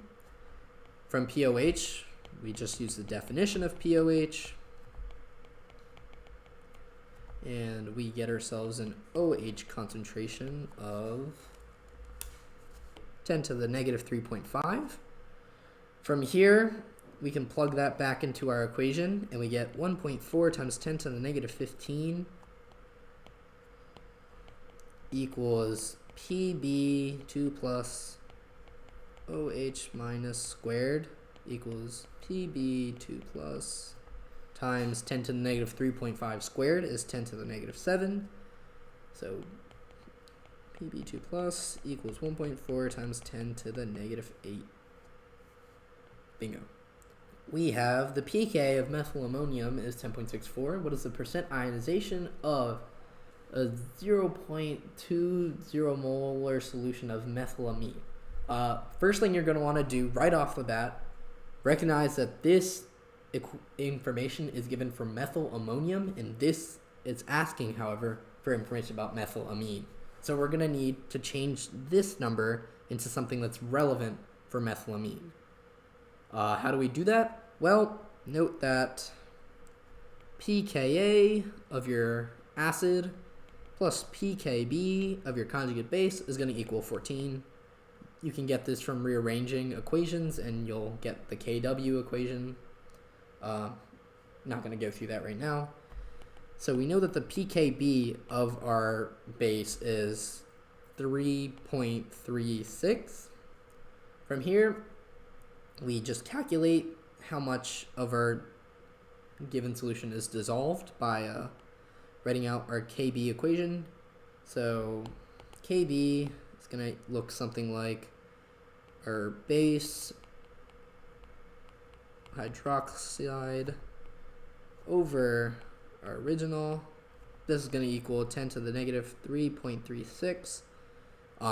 If you could write out an ice table.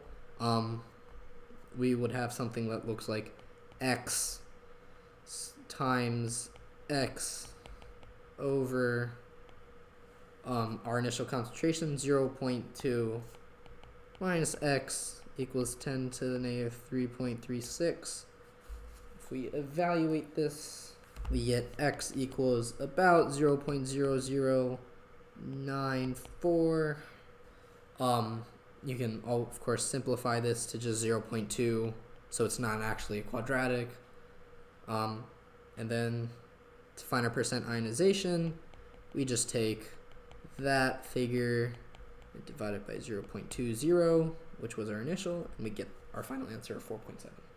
Which statement best describes the differences between a 0.1 solution, 0.1 molar solution of bicarbonate and carbonate? How might we approach this? First thing we want to realize is that B is wrong right away. I think this is the easiest of the four to eliminate. Just because something can act as a Bronsted acid or base, I guess you might call it amphoteric in this case, doesn't mean that that's really relevant to its pH. I mean, if you think about something like HSO4 minus, this could either be an acid or a base. You only ever see it as an acid, though. This go into SO4 2 minus instead of, H2SO4. This example is a little bit more subtle, and you might think, well, there's some risk it could go to CO3 2 minus, but we're mixing it with equal parts of a decently, not a strong acid, but a stronger acid at least than HCO3 minus, so that possibility isn't really relevant. Just sticking to the facts here, we have some amount of ammonium. If we have 0.1 molar ammonium, 0.1 molar bicarbonate in the first solution, and then in the second solution we have 0.2 molar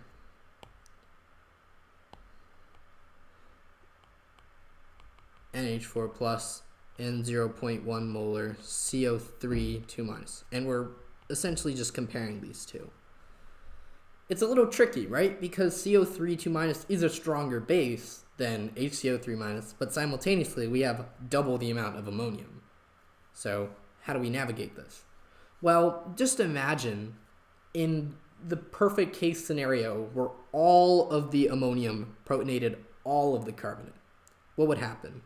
We would get 0.1 molar NH4 plus 0.1 molar HCO3 and 0.1 molar NH3. We have essentially the exact same thing as our first reaction mixture, except we have 0.1 moles extra base.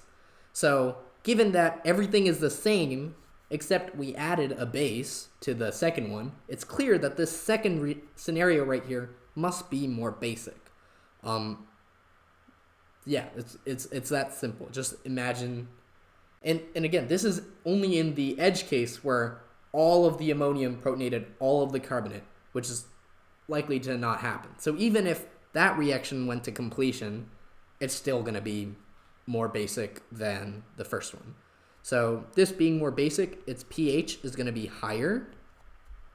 So we can say that the pH of the ammonium bicarbonate, which is the first solution, is lower because bicarbonate is a weaker base than carbonate. Perfectly logical explanation. And again, in this analysis, we didn't ever consider the fact that HCO3- could go back to being CO32-. This choice is completely irrelevant. And these choices are wrong because it's not true. You know, the first part is wrong. There you go. Reiterating, because that is a tricky question. Okay. 35. A mixture of N2O4 and NO2, those gases getting some love on this test, is contained in a vessel whose total volume can change but where the total pressure is maintained at 1 atmosphere. Temperature is 298 and the two gases are in equilibrium, which change will result in an increase in the number of moles of NO2 present in equilibrium. Okay. First note, this is endothermic. Endothermic reaction. So increases in temperature are going to drive the reaction right. Decreases are going to drive the reaction left. Okay, what does it ask? First, if we increase the temperature at 310 Kelvin, is that going to increase the amount of NO2? Of course.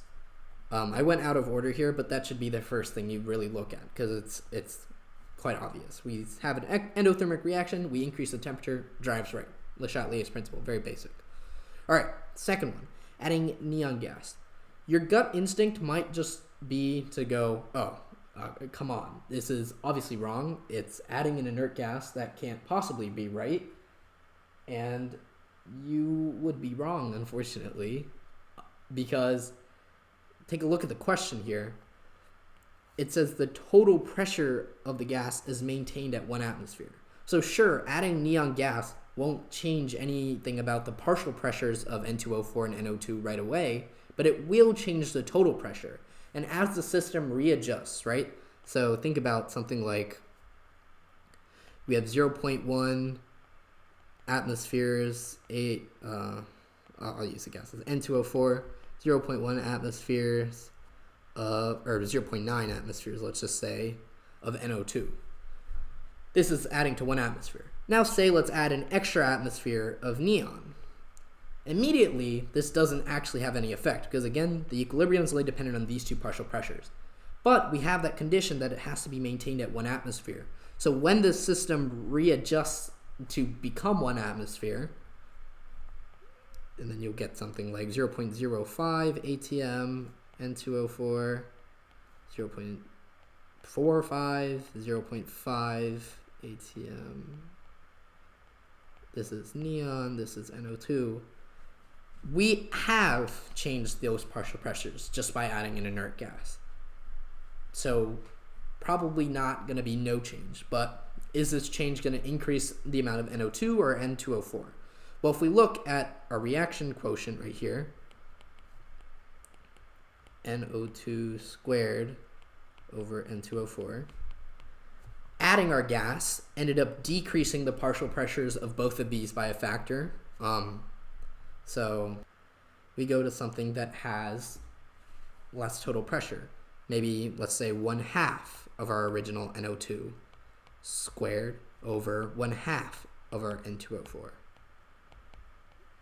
Expanding this out, we get 1/2 NO2 squared over N2O4. You can see we could just substitute in directly our Q for this part of the equation, that adding extra gas has decreased our reaction quotient. So by Le Chatelier's principle, the reaction is going to shift right to readjust, to try to account for that disturbance to the equilibrium. And in doing so, shifting right, it also increases the amount of NO2. So our answer is C. 36. we have a silver iodide, which is a sparingly soluble salt. It forms a soluble complex ion, Ag2- with iodide ion. And of course, I don't think it's directly mentioned, but it forms a precipitate with iodine. It's, of course, known. A series of solutions saturated with solid AgI and containing various concentrations of dissolved iodine ion are prepared, and the total concentration of silver dissolved in each solution is measured. Which of the following is going to best represent our graph here? And we have various graphs. Okay, let's try to draw this out just to illustrate this better for us. At high AgI, we're going to have Agi2-. We're going to form that complex. At medium I-, we're just going to have our standard precipitate. And then, of course, at low to none I-, we're just going to have a lot of Ag+. Okay. What this means, though, is that this counts as a solubilized form of silver. This counts as a solubilized form of silver. This does not. So what that means is that at high I-, we should have a high concentration of dissolved silver. At low I-, we should have a high concentration of dissolved silver. But in the middle, it should be lower. So we should have something that looks like a V. Right away then, we eliminate A and B. Okay, C versus D, though. C versus D, though. A little bit tricky because, these have different slopes, right? This has two slopes that are looking kind of equal. This one has a lower slope in this direction and a higher slope in this direction. So, how can we justify this? Should those slopes be equal or different? Well, one thing we could do is try to draw out the, try to draw out the equilibrium constants for both, or the equilibrium equations for both. First, we have this reaction right here, which is going to produce our AgI. And then our second reaction is going to be AgI plus I- goes to AgI2-. We can draw out these equilibrium expressions. This first equilibrium expression is just going to be 1 over Ag plus I-. The second equilibrium expression is going to be AgI2- over I-. Technically speaking, the AgI in these equations would probably be solubilized silver iodide, not precipitated ones. So you might actually have to stick something in the equilibrium expression, but that's not actually significant for our analysis here, because what's important is that this factor of I- in these equilibrium expressions is the same. It's in the same place, and when we try to figure out, like, for instance, if we rearrange these, for instance, let's go and say, how would Ag plus change as I change I-? Well, Ag plus is going to equal 1 over K I-. AgI2 here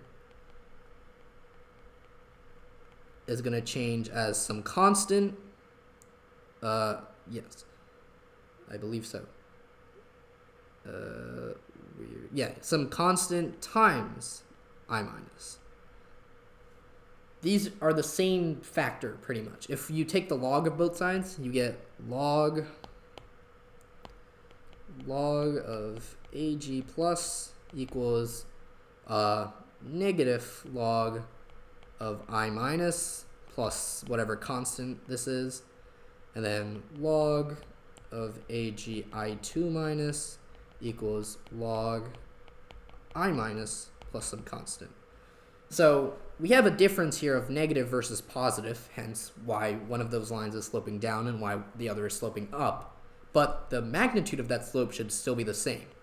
As we change log I, we should see the same proportion of change in Ag plus or AgI2. It's just in a different direction. And I don't have to worry about the other silver ions that could be in solution, because at high I-, the predominant silver species is AgI2, and at low I minus, the predominant species is Ag plus.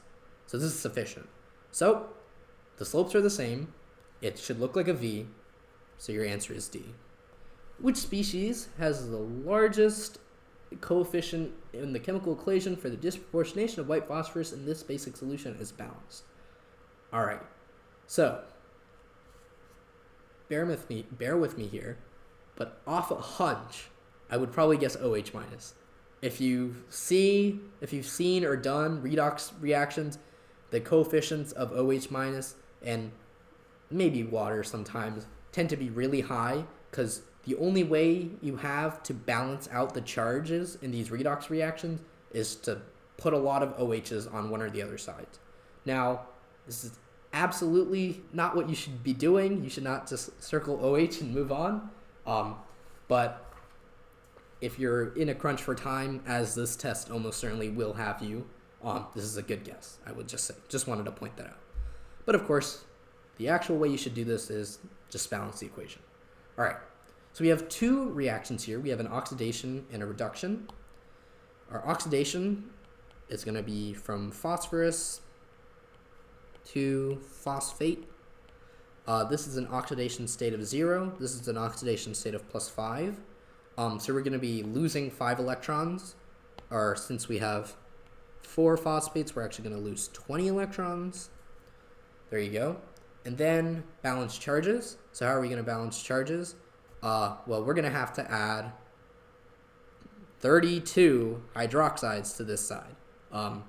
Hopefully now you can see what I was saying. You have to use a lot of hydroxide in these reactions. And now our hydrogens are unbalanced, so we're going to have to add 16 waters on this side. All right, so this is our oxidation equation. Now our reduction equation, we go from P4 to pH3, 4 pH3. Oxidation state here is still 0. Oxidation state here is -3. So that's going to be a change. We're going to need to add 3 electrons, or in the case of, P4, 12 electrons. And then how do we balance charges? Well, we add 12 hydroxides on this side. Now you might think, well, these hydroxides are just going to cancel out, right? No, you're still going to have a lot of hydroxides in your final reaction. All right, 12 and 20, LCM of those two would be 60. So we're going to want to multiply this first reaction by 3. So we're going to get 3P4. And I'm actually going to ignore the hydroxides and waters until the end. 3P4 on this side, 12PO4, 3 minus. And then this one we're going to have to multiply by 5. So we get 5P4. Those two are going to combine, of course, to make 8. And then 4 times 5 is 20, pH3. And you could multiply these out here, or separately, which I would probably consider better. Balance the charges after you're done, combining both redox equations, which I think is better. So here, what do we have? We have 36 minus charges on the right and none on the left. So we're going to have to add 36 OHs here. And to compensate, we're going to have to add 36 OH on this side. And we already have some hydrogen on this side. We have 60 hydrogen on this side, but only 36 on this side. So we're going to need an extra 12 H2O on this side. So our final reaction is going to be 8P4, 36 OH, 12 water, 20 pH3, 12 PO4. Exercises in kindergarten counting leads us to hydroxide as the answer. There you go. All right, which of the following would spontaneously reduce Fe2 plus to Fe solid under standard conditions? Not really sure how complicated this gets. The answer is zinc, of course. Zinc is quite an active metal. It's going to reduce a lot of things. There you go. Not too much else to say on that front. There you go. In a test of selectivity for electrocatalyst for the reduction of carbon dioxide to methanol, hot topic in chemistry these days, electrolysis is carried out with a constant current of 0.370 amperes for 155 minutes. Afterwards, the cathodic component of the cell is analyzed and is found to have X amount of moles of methanol. What is the Faradaic yield? Okay, so we're just going to calculate how much we should get and then how much we actually got. So let's start with the equation of the reduction of CO2 to methanol. More redox balancing for you. If you want to calculate oxidation states, you will find that this is -2 and this is +4. So we're going to need to add 6 electrons. All right, we can balance charges later. Or actually, we don't even need to balance charges because all we really need to calculate the yield is the fact that 6 electrons are transferred during this reaction. So what we can do is realize that for every 6 electrons for every 6 moles of electrons that are transferred, we get 1 mole of methanol. In theory. Again, it's not perfectly efficient because of the real world. Okay, so how many moles of electron do we actually deliver? Well, we have a current of 0.73370 amperes times 155 minutes times 60 seconds per minute. Again, amperes is coulombs per second. Multiply this out. That's good. We get 3441 coulombs. Coulombs can be converted to moles via Faraday's constant, which USNCO tells us is that 96500. So we get 3.57 times 10 to the -2 moles. All right, moles of electrons. And then we divide that by 6 to get how many moles of product we get. Because again, 6 moles of electrons, 1 mole of methanol. And then we get 5.94 times 10 to the -3. This is our theoretical yield. To get our final yield, we just take 5.3 times 10 to the -3 over 5.94 times 10 to the -3, and we get D. Straightforward. All right, 40. Cathodic compartments of an electrolytic cell, 1 molar in the ions FeCN6 and FeCU2+ has a chemically inert electrode. As current is passed through the cell, which best describes how copper is deposited on this electrode? All right. So first thing we should realize is that this reduction potential is not significantly, somewhat higher than this reduction potential. So electrochemically, this is more favored than this, at least to start off. So we probably won't see copper deposited immediately. There is a bit of nuance here, of course, namely that we have a little bit of a complication due to the Nernst equation, which tells us that the actual E of these two reactions is not going to be exactly this E naught. But even if you do that analysis, you'll still find that this reaction is more favorable to begin with. So copper is probably not deposited immediately. Okay. And in fact, I would maybe go all the way and just eliminate D, because these all say that these all don't mention copper not being the first thing to be deposited. So there you go. And now you might ask, why does copper ever get deposited if this reaction is more favorable?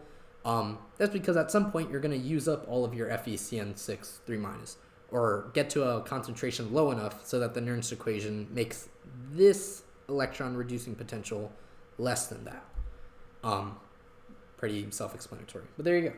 Let's see. 41. What is E for the disproportionation of hydrogen manganate ion in acidic solution? In your classic list of your table of reduction potentials, and the equations are combined, and now you have to figure out what the new E naught is.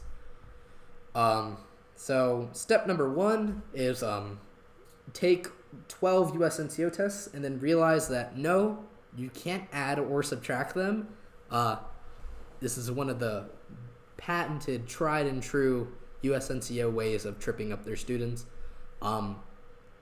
If you're familiar with electrochemistry, you'll know that E naught is not a state function, so it's not something that you can add.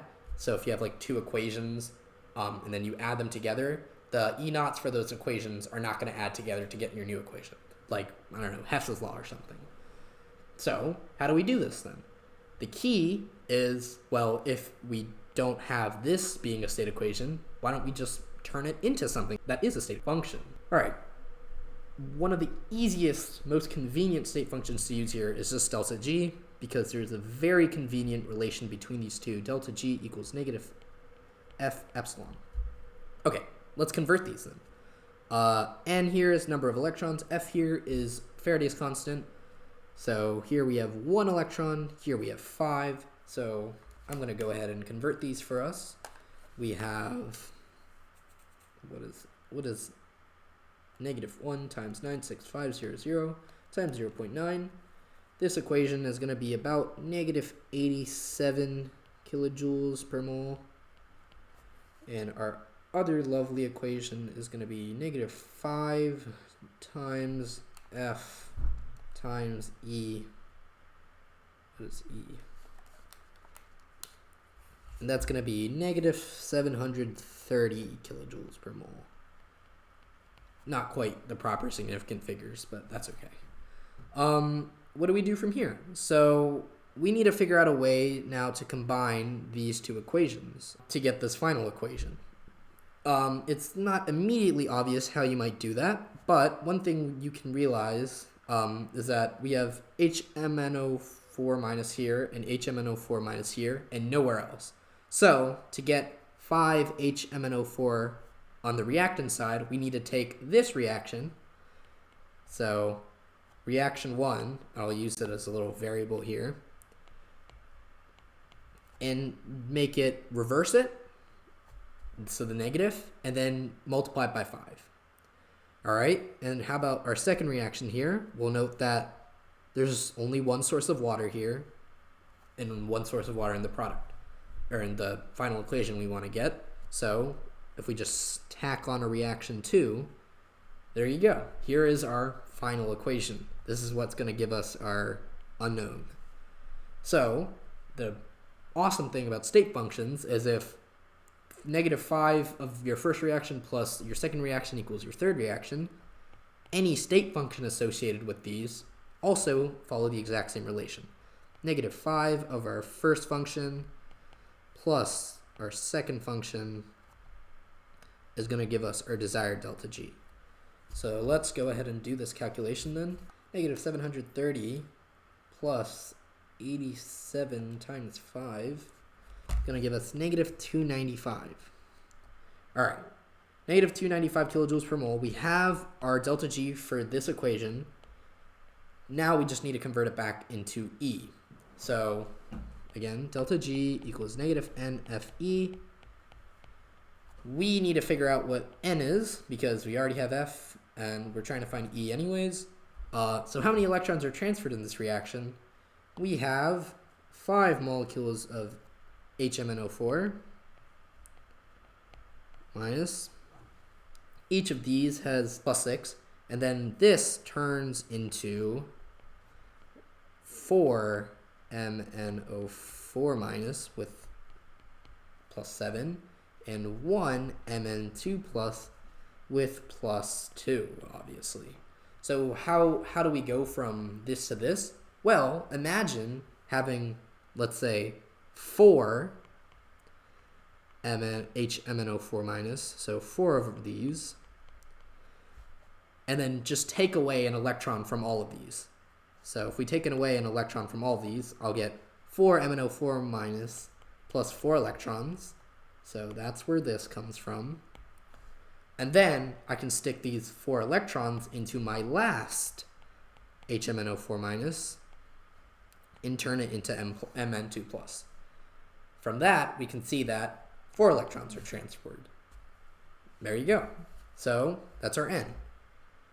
We plug that into here, 0.76. For these sorts of questions, which are on like every USNCO test, just switch to delta G. It's very easy. Okay, we have a galvanic cell here in which the silver electrode is oxidized to Ag+, while AuCl4 is reduced to elemental Au, and the measured cell potential is yada yada yada. Here we go.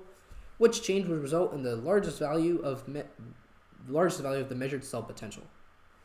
Okay, let's just do a little bit of Nernst equationing. So we have two equations that we should analyze here. First, we have our reduction equation, which is AuCl4 minus, which is going to go into Au and 4Cl minus, plus 3 electrons, I should probably say. All right, what would that be in our Nernst equation? We have our E reduction equals whatever the standard value is, minus RT and F natural log of Q, which is going to be Cl to the fourth over whatever this concentration may be.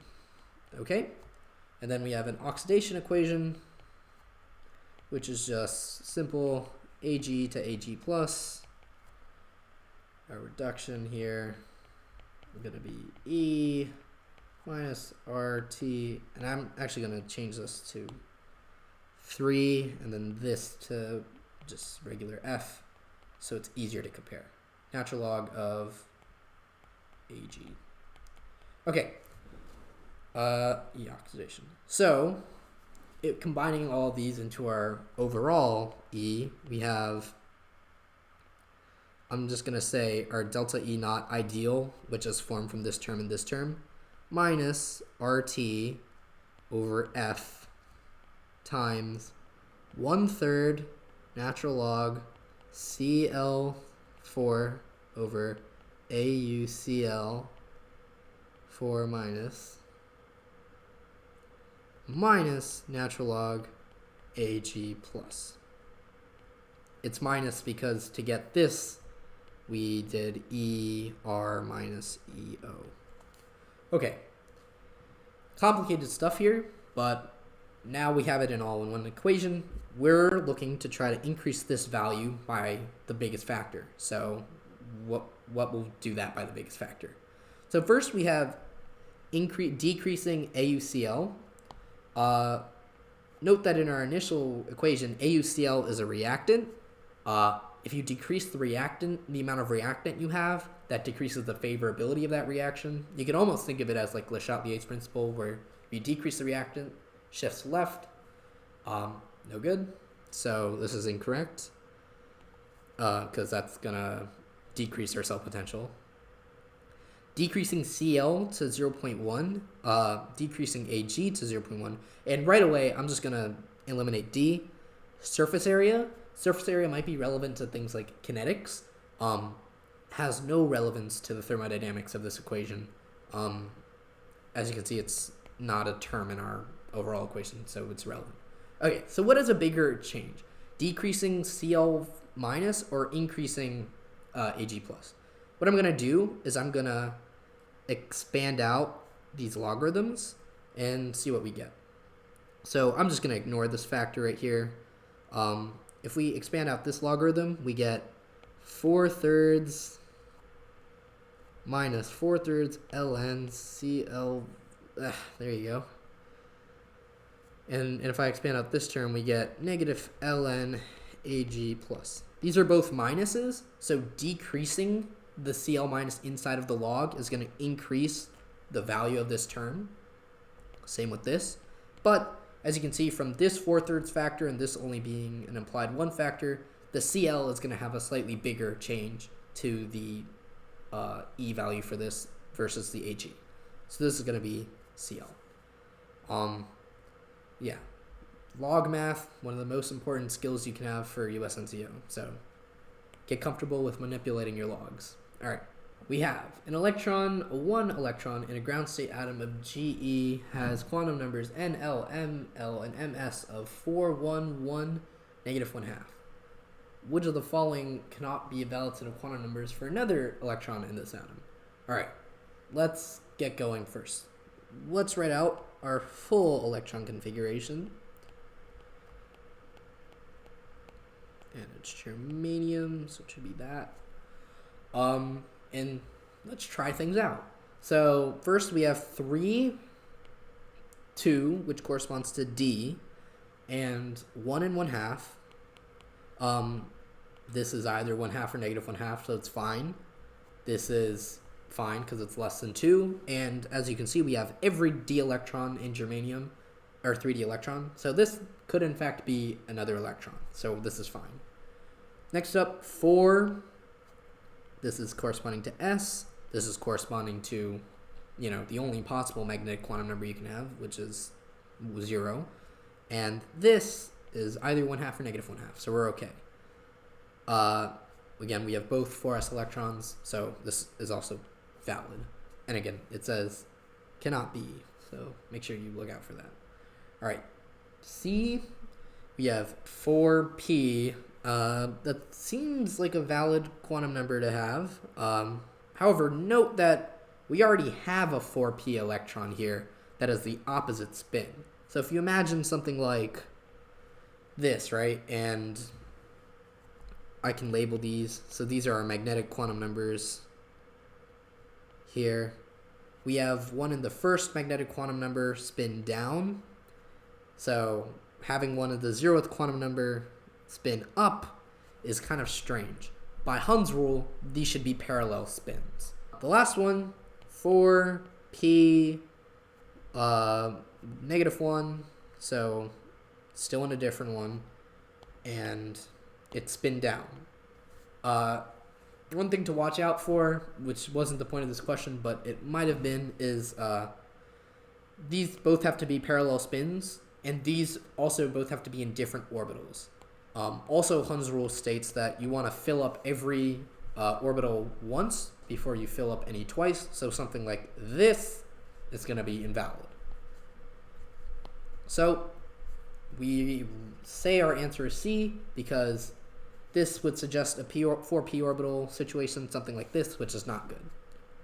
All right, 44. How many nodes does the radial wave function of a 3s orbital have? All right, nodes. What is a node, you might ask? A node is simply a point at which the wave function crosses 0. But if you graph your wave function against some whatever coordinate may be, let's just say radius, because it's a radial wave function, something like this, these would be nodes. This is where it crosses the x-axis, so to say. So how many nodes does the radial wave function of a 3s orbital have? Well, there's 3 important equations, or really 2, that govern how many nodes an orbital has. The first is the equation, I say equation, but it's not really that. It's just that the number of nodes in total that one of these is going to have is just its principal quantum number minus 1. Just a facet of if you look at those crazy quantum mechanics equations for all of these orbitals and just go through them, you'll find that the total number of nodes is going to be n minus 1. These numbers of nodes can be separated into radial nodes and angular nodes. The number of angular nodes is simply your angular momentum quantum number.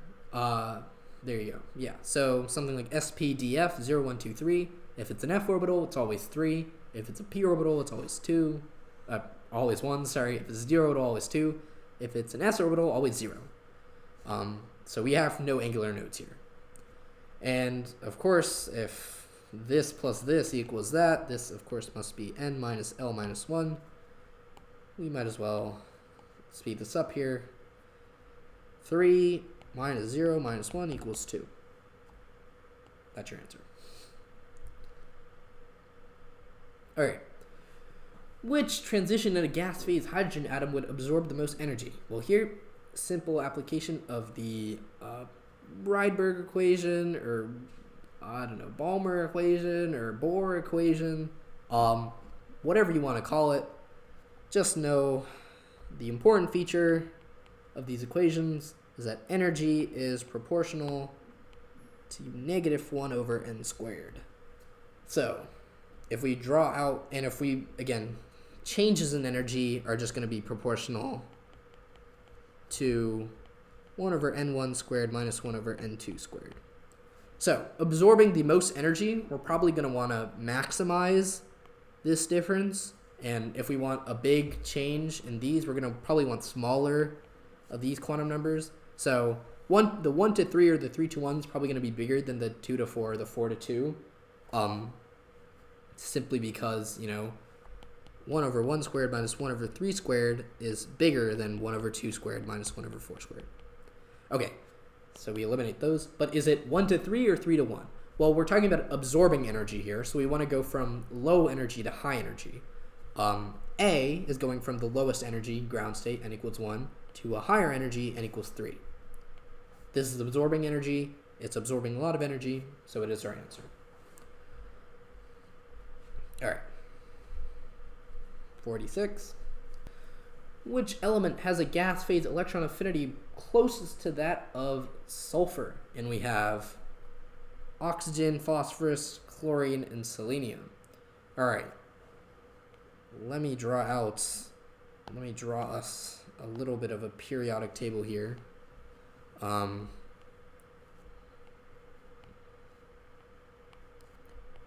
are our neighbors. And we have a choice. Which one of these is the most similar to sulfur? So, first thing you're probably going to want to say is elements in the same group have the same properties. Makes sense. So, I'm going to go ahead and eliminate phosphorus and chlorine. And indeed, these have quite different electron affinities. In fact, chlorine's the highest electron affinity of any element. So, there you go. All right. Now, oxygen or selenium? Which one of these is going to have a more similar electron affinity? Well, oxygen is in the second row of the periodic table, and as you might be familiar, there are many second row anomalies to our periodic trends. This is just how it is. If you want to think about it in another way, oxygen is quite a small atom. So if you compare the ratio of the size of oxygen to sulfur, that's going to be much further from 1 than sulfur to selenium, let's just say. In general, when you have a period, a group on the periodic table, this top element is going to be a little different, and these rest are going to be pretty similar in properties. So like the ones I just circled, for example. What's a property that fluorine has that chlorine, bromine, and iodine don't have? You can think about their acids, for example. HF, just a weak acid. HCl, HBr, HI, all strong acids. If you draw out like bond dissociation energies, right? You'd expect it to be, this is going to be a high bond dissociation energy, and then it's going to gradually go down the period. Well, fluorine is also going to go down, have a lower bond dissociation energy. Again, similar to the oxygen thing about oxygen having a lower electron affinity than sulfur, counter to that periodic trend, they're just really small atoms. Fluorine having essentially 7 electrons packed around it.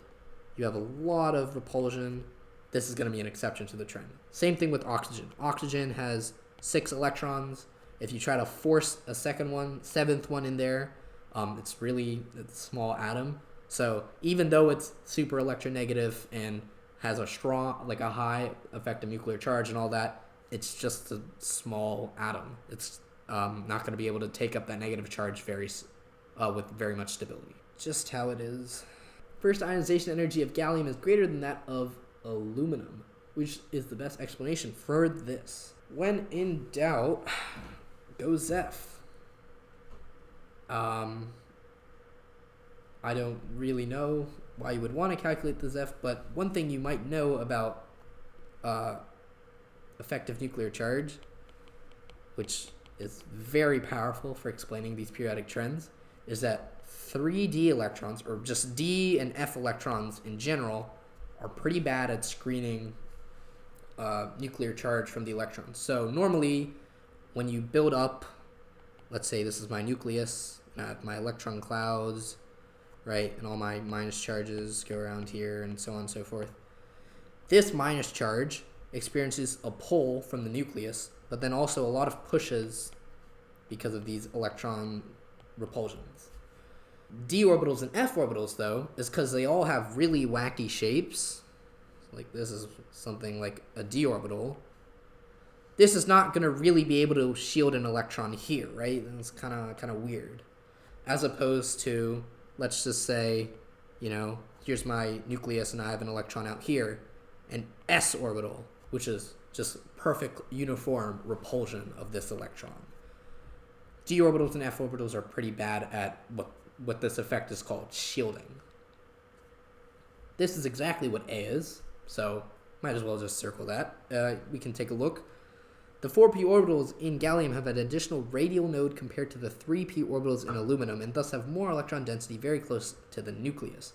Again, we were talking about nodes being 0 electron density. Not sure why that would have anything to do with more electron density being at the nucleus. In any case, this isn't a choice that really makes that much sense, so we'll delete that. Gallium has a half-filled subshell, which is unusually stable. That's interesting. I'm not exactly sure what half-filled subshell it's referring to. If you want to draw it out,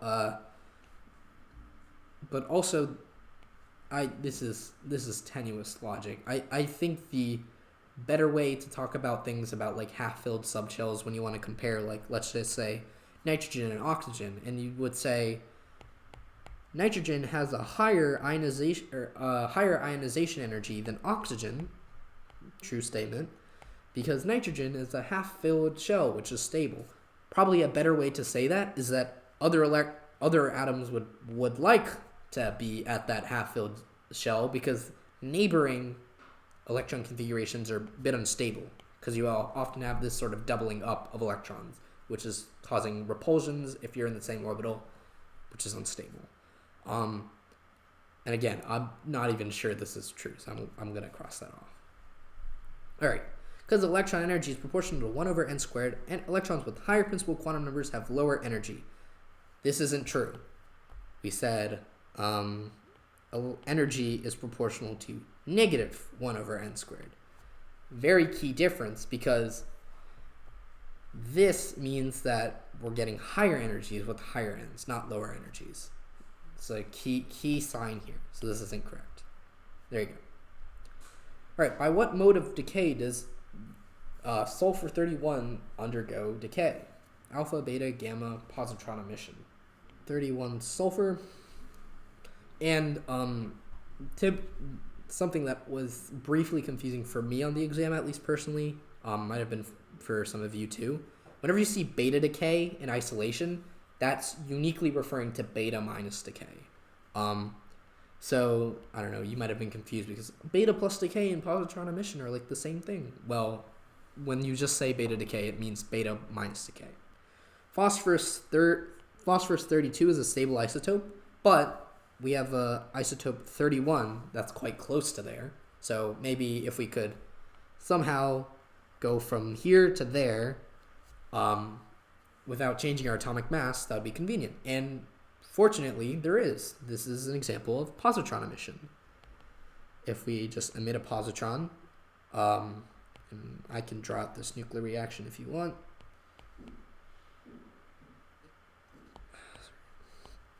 Zero, 1 positron. There you go. It works. If you think about the other ones, if we removed an alpha particle, we would get something like 27, 14 silicon. The stable isotope is 28, so not good. If we do gamma decay, that's not going to actually change the nuclear properties of this at all. And later elements like this aren't really going to be undergoing gamma decay at all that frequency, so probably not. And if we do a beta minus decay, instead of going down an atomic number, we're going to go up 3117 chlorine, or even worse than what we started with. So the answer is going to be positron emission. Okay. Which of these species has the longest carbon-oxygen bond? Only one way to find out. Let's try them out. All right, first one, HCO2. Likely going to look something like this. And as you can see, we have a little bit of resonance right here. So this is going to give us an average bond order of 1.5, as you know, each bond order is somewhere between a single and a double bond. So I'm going to put approximately 1.5 here. Keep on moving. Carbonate. Carbonate has 3 resonance structures. I'm going to abbreviate to save time, but we have a total of 4 bonds that we're sharing between 3 atoms. So the average is going to be about 4/3, sorry. CO2. Simple double bonds. COS, in that order too, interesting. I think it's probably supposed to be like OCS or something. Also going to be 2. Probably this bond length is going to be different from this bond length, but as we'll see, since this question is asking for the longest carbon bond, longer bonds are weaker, shorter bonds are stronger. So like a triple bond is shorter than a double bond, is shorter than a single bond. So this small difference between these two doesn't matter. They're both double bonds. The longest bond here is our 4/3 bond in carbonate. Which of these molecules has a dipole moment of 0? Well, first choice, BCl3. This is trigonal planar, so our bond dipoles here are all going to cancel. Whoa, sorry. Here you go, dipole moment of 0. Lucky us. This is going to be trigonal planar, or trigonal pyramidal, which isn't a bond geometry that cancels out those bond dipoles. Same with ASH3. Probably that would be closer to like some 90-degree bond angles, but still not symmetric. And BRF3, also not going to be symmetric, going to be T-shaped. All right. 51. Which of these ions are linear? NO2 plus or ICl2 minus? Let's draw them out. NO2 plus going to look something like this with our positive charge here. That looks linear to me. You have 2 bonding domains. They're the same. No lone pairs. Quite linear. ICl2 minus. We can draw this out.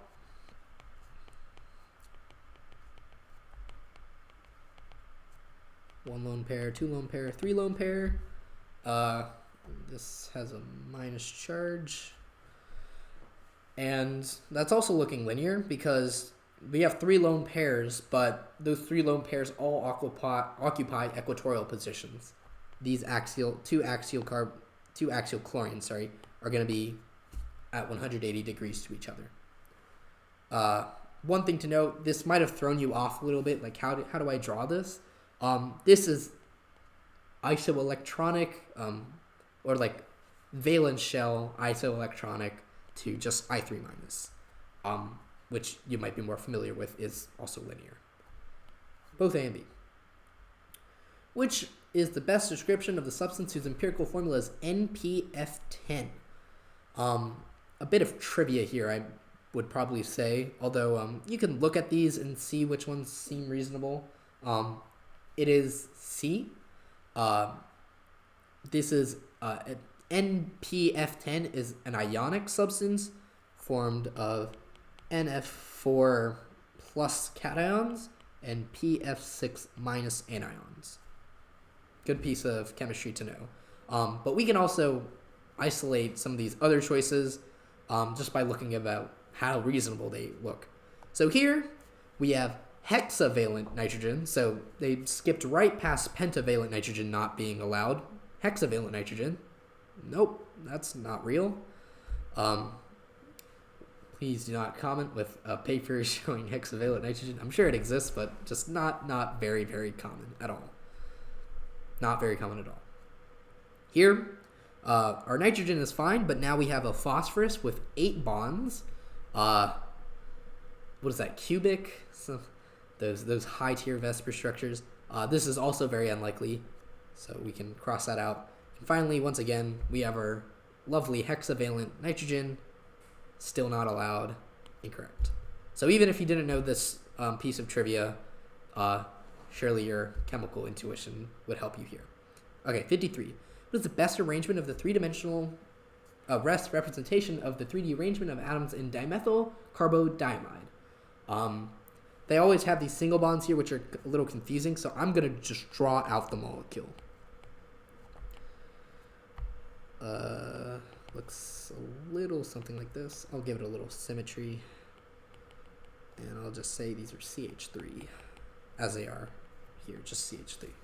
Okay, really, so first, note that this carbon is going to have linear Vesper arrangement because 2 bonding domains, no lone pairs, so it's going to be linear.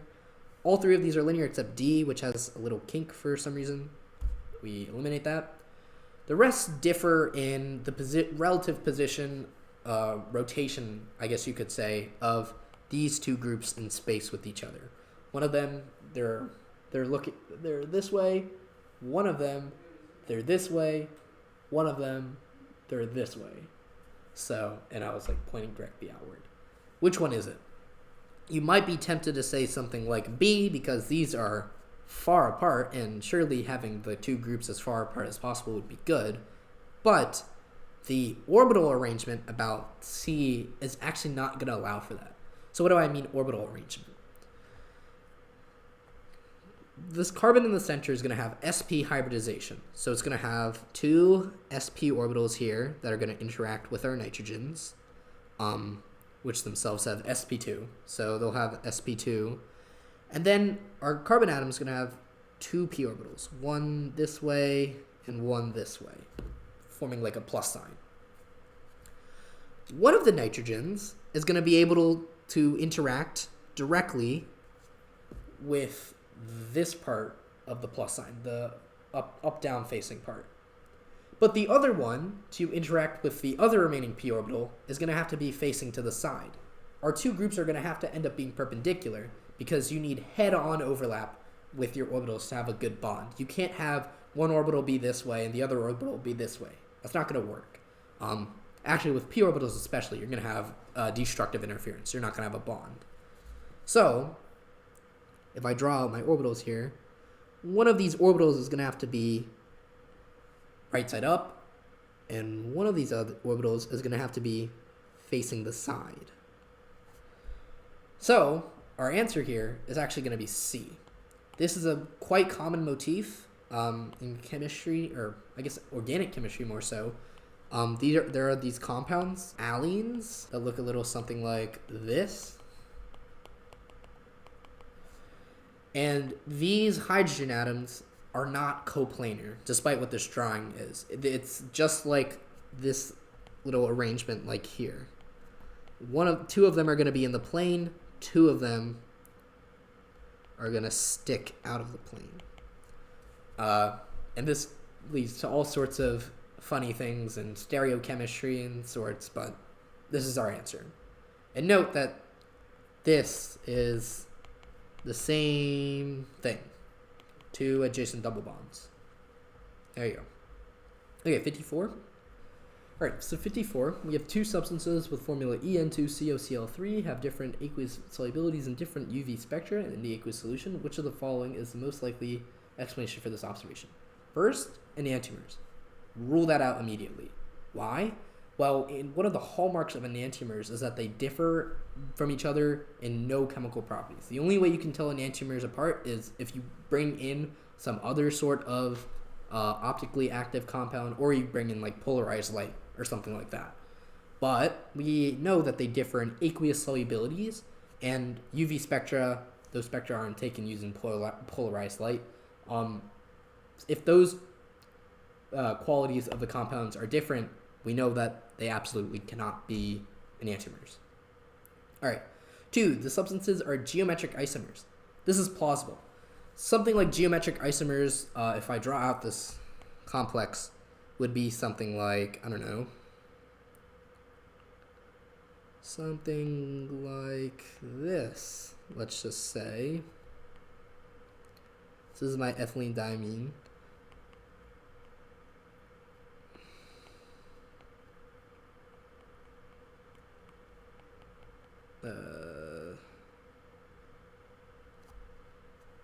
Yeah, sure. This is coming towards us. This is an example of trans, whatever that might be, bis-chloro di. Not gonna name that. All right. Versus something like this. Am I gonna draw this correctly? I hope so. Here we are. And then we have a Cl here and then a Cl here. These are going to have different properties because the d orbital splitting in these two is going to be different. D orbital splitting arises when you have ligands that approach a d orbital and change their energy. So originally all the d orbitals are going to be the same energy when you just leave it by itself. But when you introduce ligands into the picture, these orbitals are going to split because some of them are going to be more close to some ligands, some of them are going to be exposed to stronger ligands than others, and you're going to get splitting patterns. Like here's, the classic octahedral splitting pattern. But when I change the geometry, maybe let's just say, you get something that looks like this or something that looks like this, which is completely possible because the strength of these ligands is different from the strength of these ligands. So this is something more symmetric you might expect, and then this you're going to get a little bit of asymmetry. You're going to get a complex splitting pattern. And that absolutely could change things like your UV visible spectra. And it could change things like your aqueous solubility. You've changed the arrangement of your atoms in space, and this could change things like, how does water complex with this, right? Here water might come here. Here, it might be a little bit more tricky because this component of the molecule is completely blocked. This is reasonable, so I would consider this plausible. C and D are variants of different coordinations of cobalt. This is unlikely. I'll just start off by saying having two substances with that same formula, but then the Cl is your Cl is a counterion in some of them, but then it becomes part of the complex ion in the other. That's a little bit weird. And also, if you have two versions of the same thing, it feels kind of weird that, one of them wouldn't just immediately switch to the more stable version. Again, tenuous logic. A reasonable permutation of the words in these choices could actually be like something very valid sounding, just happens to not be correct. One thing that could help though, 7-coordinate cobalt, 7-coordinate complexes are pretty rare, and not with cobalt. You typically see octahedral complexes or something like that. So this is probably incorrect. And then here we have 6-coordinate versus 4-coordinate. Again, usually we're going to see something like an octahedral complex. You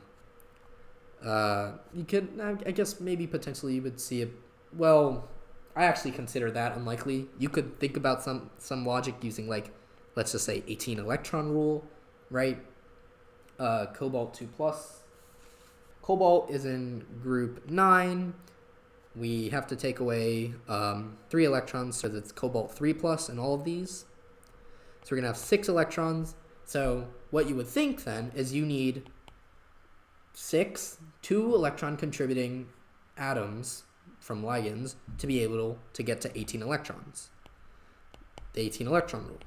But something like En2CO, again, ethylene diamine has 2 nitrogens here. So per ethylene diamine, you actually get 4 electrons. But 6 plus only 4 times 2 is going to get you 14. You're a little bit short. So this sort of complex is quite unlikely. So we'll rule that out. Circle our answer. All right, 55. Which molecule is achiral in all of its stoichiometric forms? All right, let's just go through and see if we can get some and enantiomers going. So first let's identify chiral carbons. We have a chiral carbon here, chiral carbons here, chiral carbons here. But does this compound have chiral carbons is the important question. You might be itching to say yes, but note that these two arms of our compound are actually the same, right? And furthermore, you could imagine taking any permutation of this compound and rotating it around this axis, and you have like a plane of symmetry pretty much, no matter what happens. So given that this doesn't even have chiral centers to begin with, it's achiral. We don't have technically, that's not always true that things without chiral centers are achiral, but we don't have any weird funkiness with, like, I don't know, a cumulene or some sort of atropisomerism or something like that. So we can just go ahead and immediately say D and not worry about the rest of this question. All right, 56. How many methyl groups are axial in the most stable chair conformation of trimethyl cyclohexane shown below? All right, it spells it out completely what we have to do. First, let's draw a chair conformation. Oh boy. Okay, doesn't look too bad, I guess. We can start with making this first methyl group axial. The second group is going to have to be on the same side of the compound, so it's going to be equatorial. I'll label these axial, equatorial. And this group, which is 2 carbons away, is also going to have to be equatorial because it's, again, on the same side. If you're confused by what I'm saying right now, I would suggest reading on chair conformations because I can't go through that whole chapter of an organic chemistry textbook right now. But again, the principle is on one side of the ring, you go axial, equatorial, axial, equatorial, axial, equatorial. And if we imagine ring flipping, which essentially just converts all the axials into equatorials, we would get something that looks like equatorial, axial, axial. Now, of course, for a more stable chair conformation, you always want the bulky groups to be in the equatorial positions, and in this case, our only bulky groups are methyl groups. And in this conformation right here, we have 2 equatorial groups and 1 axial. Here we have 1 equatorial and 2 axial. The equatorial is going to be preferred because it's going to be outside of the plane of the ring versus up in touching all those other hydrogens. So our answer is 1. 57. Which of these lists carboxylic acid derivatives in increasing order of reactivity in hydrolysis? All right. So I'll draw out the groups that we're talking about. So we have an amine, we have an ester, and we have an acyl chloride. Not much to say here other than this right here is, in fact, the order of reactivity for not just hydrolysis, but all nucleophilic acyl substitution reactions. Something like, I don't know, you might want to convert this into a carboxylic acid or an ester or something like that. This is going to be the most reactive, this is going to be less reactive, this is going to be the least reactive. If you want to rationalize that, you can think about the electrophilicity of this carbon right here. Here, this carbon is not very electrophilic because we have resonance. We have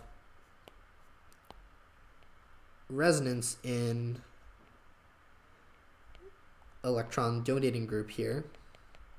Another way you can think about it is where is attack going to take place? Well, it's going to be that pi star molecular orbital, that carbon oxygen pi star, where electrons are going to be donated, and this pi star is being shifted energy in such a way such that it's less accessible to nucleophilic attack. We have less prominent version of that same resonance here, and we have none of that resonance here. This is almost purely an electron withdrawing group. So we go ahead and circle the amide. The amide is least reactive, the ester second least, the acyl chloride the most. There we go. 58. Which C6H10 isomer has the most positive enthalpy of formation? First, identify positive standard enthalpy of formation. That means we're looking for a less stable compound here. There you go. So we're going to want to look for which one of these is the least stable. And right away you can eliminate A and B because just look at these things. We have fused cyclobutane rings. That seems like a disaster. Probably wants to explode. So very, very unstable. But now we have a slight minutia here of, is C or D more stable? And it just so happens that when you have small rings like these and they're fused together, they always prefer to be cis to each other rather than trans. So C is going to be our answer because this is bad, but not that bad. Why? Well, if you think about, let's just say we're looking head on. So we're looking in the direction here. So we have one cyclobutane right here, square, already pretty bad. In reality, it won't be an exact square. It will have a little bit of distortion. Now imagine that my first carbon atom here is going to go up, and my second is going to go down. Right? And now I need to complete this ring using one extra bond. I need to stretch this bond all the way across the plane of the cyclobutane and then essentially have a square that's like twisted like this. This is really unstable. Although it's not significantly more stable, it's much better to just have both carbon atoms pointing up so that we can just connect them with the carbon. So that's why this is better. You might think, well, oh, there's steric hindrance. But here we literally have a bond being ripped in half. This is not stable at all. So our answer is going to be C. 59. Which reagent reacts readily with butanol? I'll just draw that out quickly. But not 2-pentanone. All right. First, K2Cr2O7 and aqueous HSO4. That's going to convert this into a carboxylic acid. Very strong oxidizing agent. And that's going to do nothing to this. Dichromate in aqueous HSO4 is, I believe that's Jones's reagent. Very strong oxidizing agent. It will convert your alcohols into either ketones or carboxylic acids. Will convert your aldehydes into carboxylic acids, but it won't convert your ketone into anything. Because what are we supposed to do? How are we going to oxidize this? To do that, you're going to have to, get rid of one of these carbon atoms, and just plain K2Cr2O7 isn't strong enough to do that here. So right off the bat, A is correct, but we might as well look at these other ones. I2 and aqueous NaOH. This is going to perform basic iodination. So this is some alpha carbon chemistry here. The guiding principle here, though, is just that we're going to deprotonate one of these hydrogens, get a negative charged enolate here, which is going to get iodinated. But that can happen either at this carbon or this carbon or this carbon, right? It reacts with both, so this isn't unique. Third is a Grignard reagent. Our Grignard reagent typically adds to a carbonyl group to form an alcohol. Here, it will react, I'll redraw it again, to form ourselves an alcohol. This is essentially a carboanion, which is just going to attack here. But it also can attack a ketone just as well, and we'll get a tertiary alcohol. No good. Finally, NABH4, reducing agent, reduces both aldehydes and ketones alike. We're going to get alcohol here, no good. So our answer is A. All right, 60. We have alpha D-glucose and beta D-glucose, which interconvert via at pH 7 via mutarotation. And what's the intermediate in this isomerization? I would be quite hard pressed to figure this out myself if I did not know the biochemistry trivia. This question 60, infamous for biochemistry trivia. Not much you can do here, I guess, if you didn't know it, although you can kind of infer. So if you didn't notice, this is the difference right here, the position of this oxygen. Um, it's it's kind of hard to see it. I'll just be completely honest. I don't know if I would be able to see this just by looking at it. But the mechanism is we're going to break this bond and we're going to get ourselves, and all right, let's see if I can draw this out. We are going to get something that looks like this. Then, oh boy. 1, 2, 3, 4. So we have ourselves some oxygens, and then 6, and then this is going to be an extra oxygen. Like that. Alright. Please don't make me figure out this Fisher projection. I'm just going to put them all like this. Something like that, I don't know. And the way we form this ring is we just have formation of a hemiacetal right there. But it could either go this way or it could go this way. And that's why we have differing orientations of that that hydroxyl group. This is known as the anomeric position. And there's some interesting fun stuff we can actually think about. You would think, for instance, that since this is in the axial position, it's less stable. Turns out it should be more stable. That's why it's the alpha position. You don't need to hear about the axial effect and donation into sigma star orbitals and so forth. But this is it. So our answer, let me circle that, is an acyclic aldohexose. This is obviously not cyclic, and aldohexose, 6 carbons. Well, I want to thank you once again for sticking around for all these hours. I didn't stick around for all these hours. I don't know, you might have seen my shirt change or something. But yeah, one of the hardest, probably the hardest test USNCO has ever had up to this point. But it's all still chemistry. Yeah, if you enjoy this, be sure to like and subscribe and so forth for future content. And yeah, thank you for listening.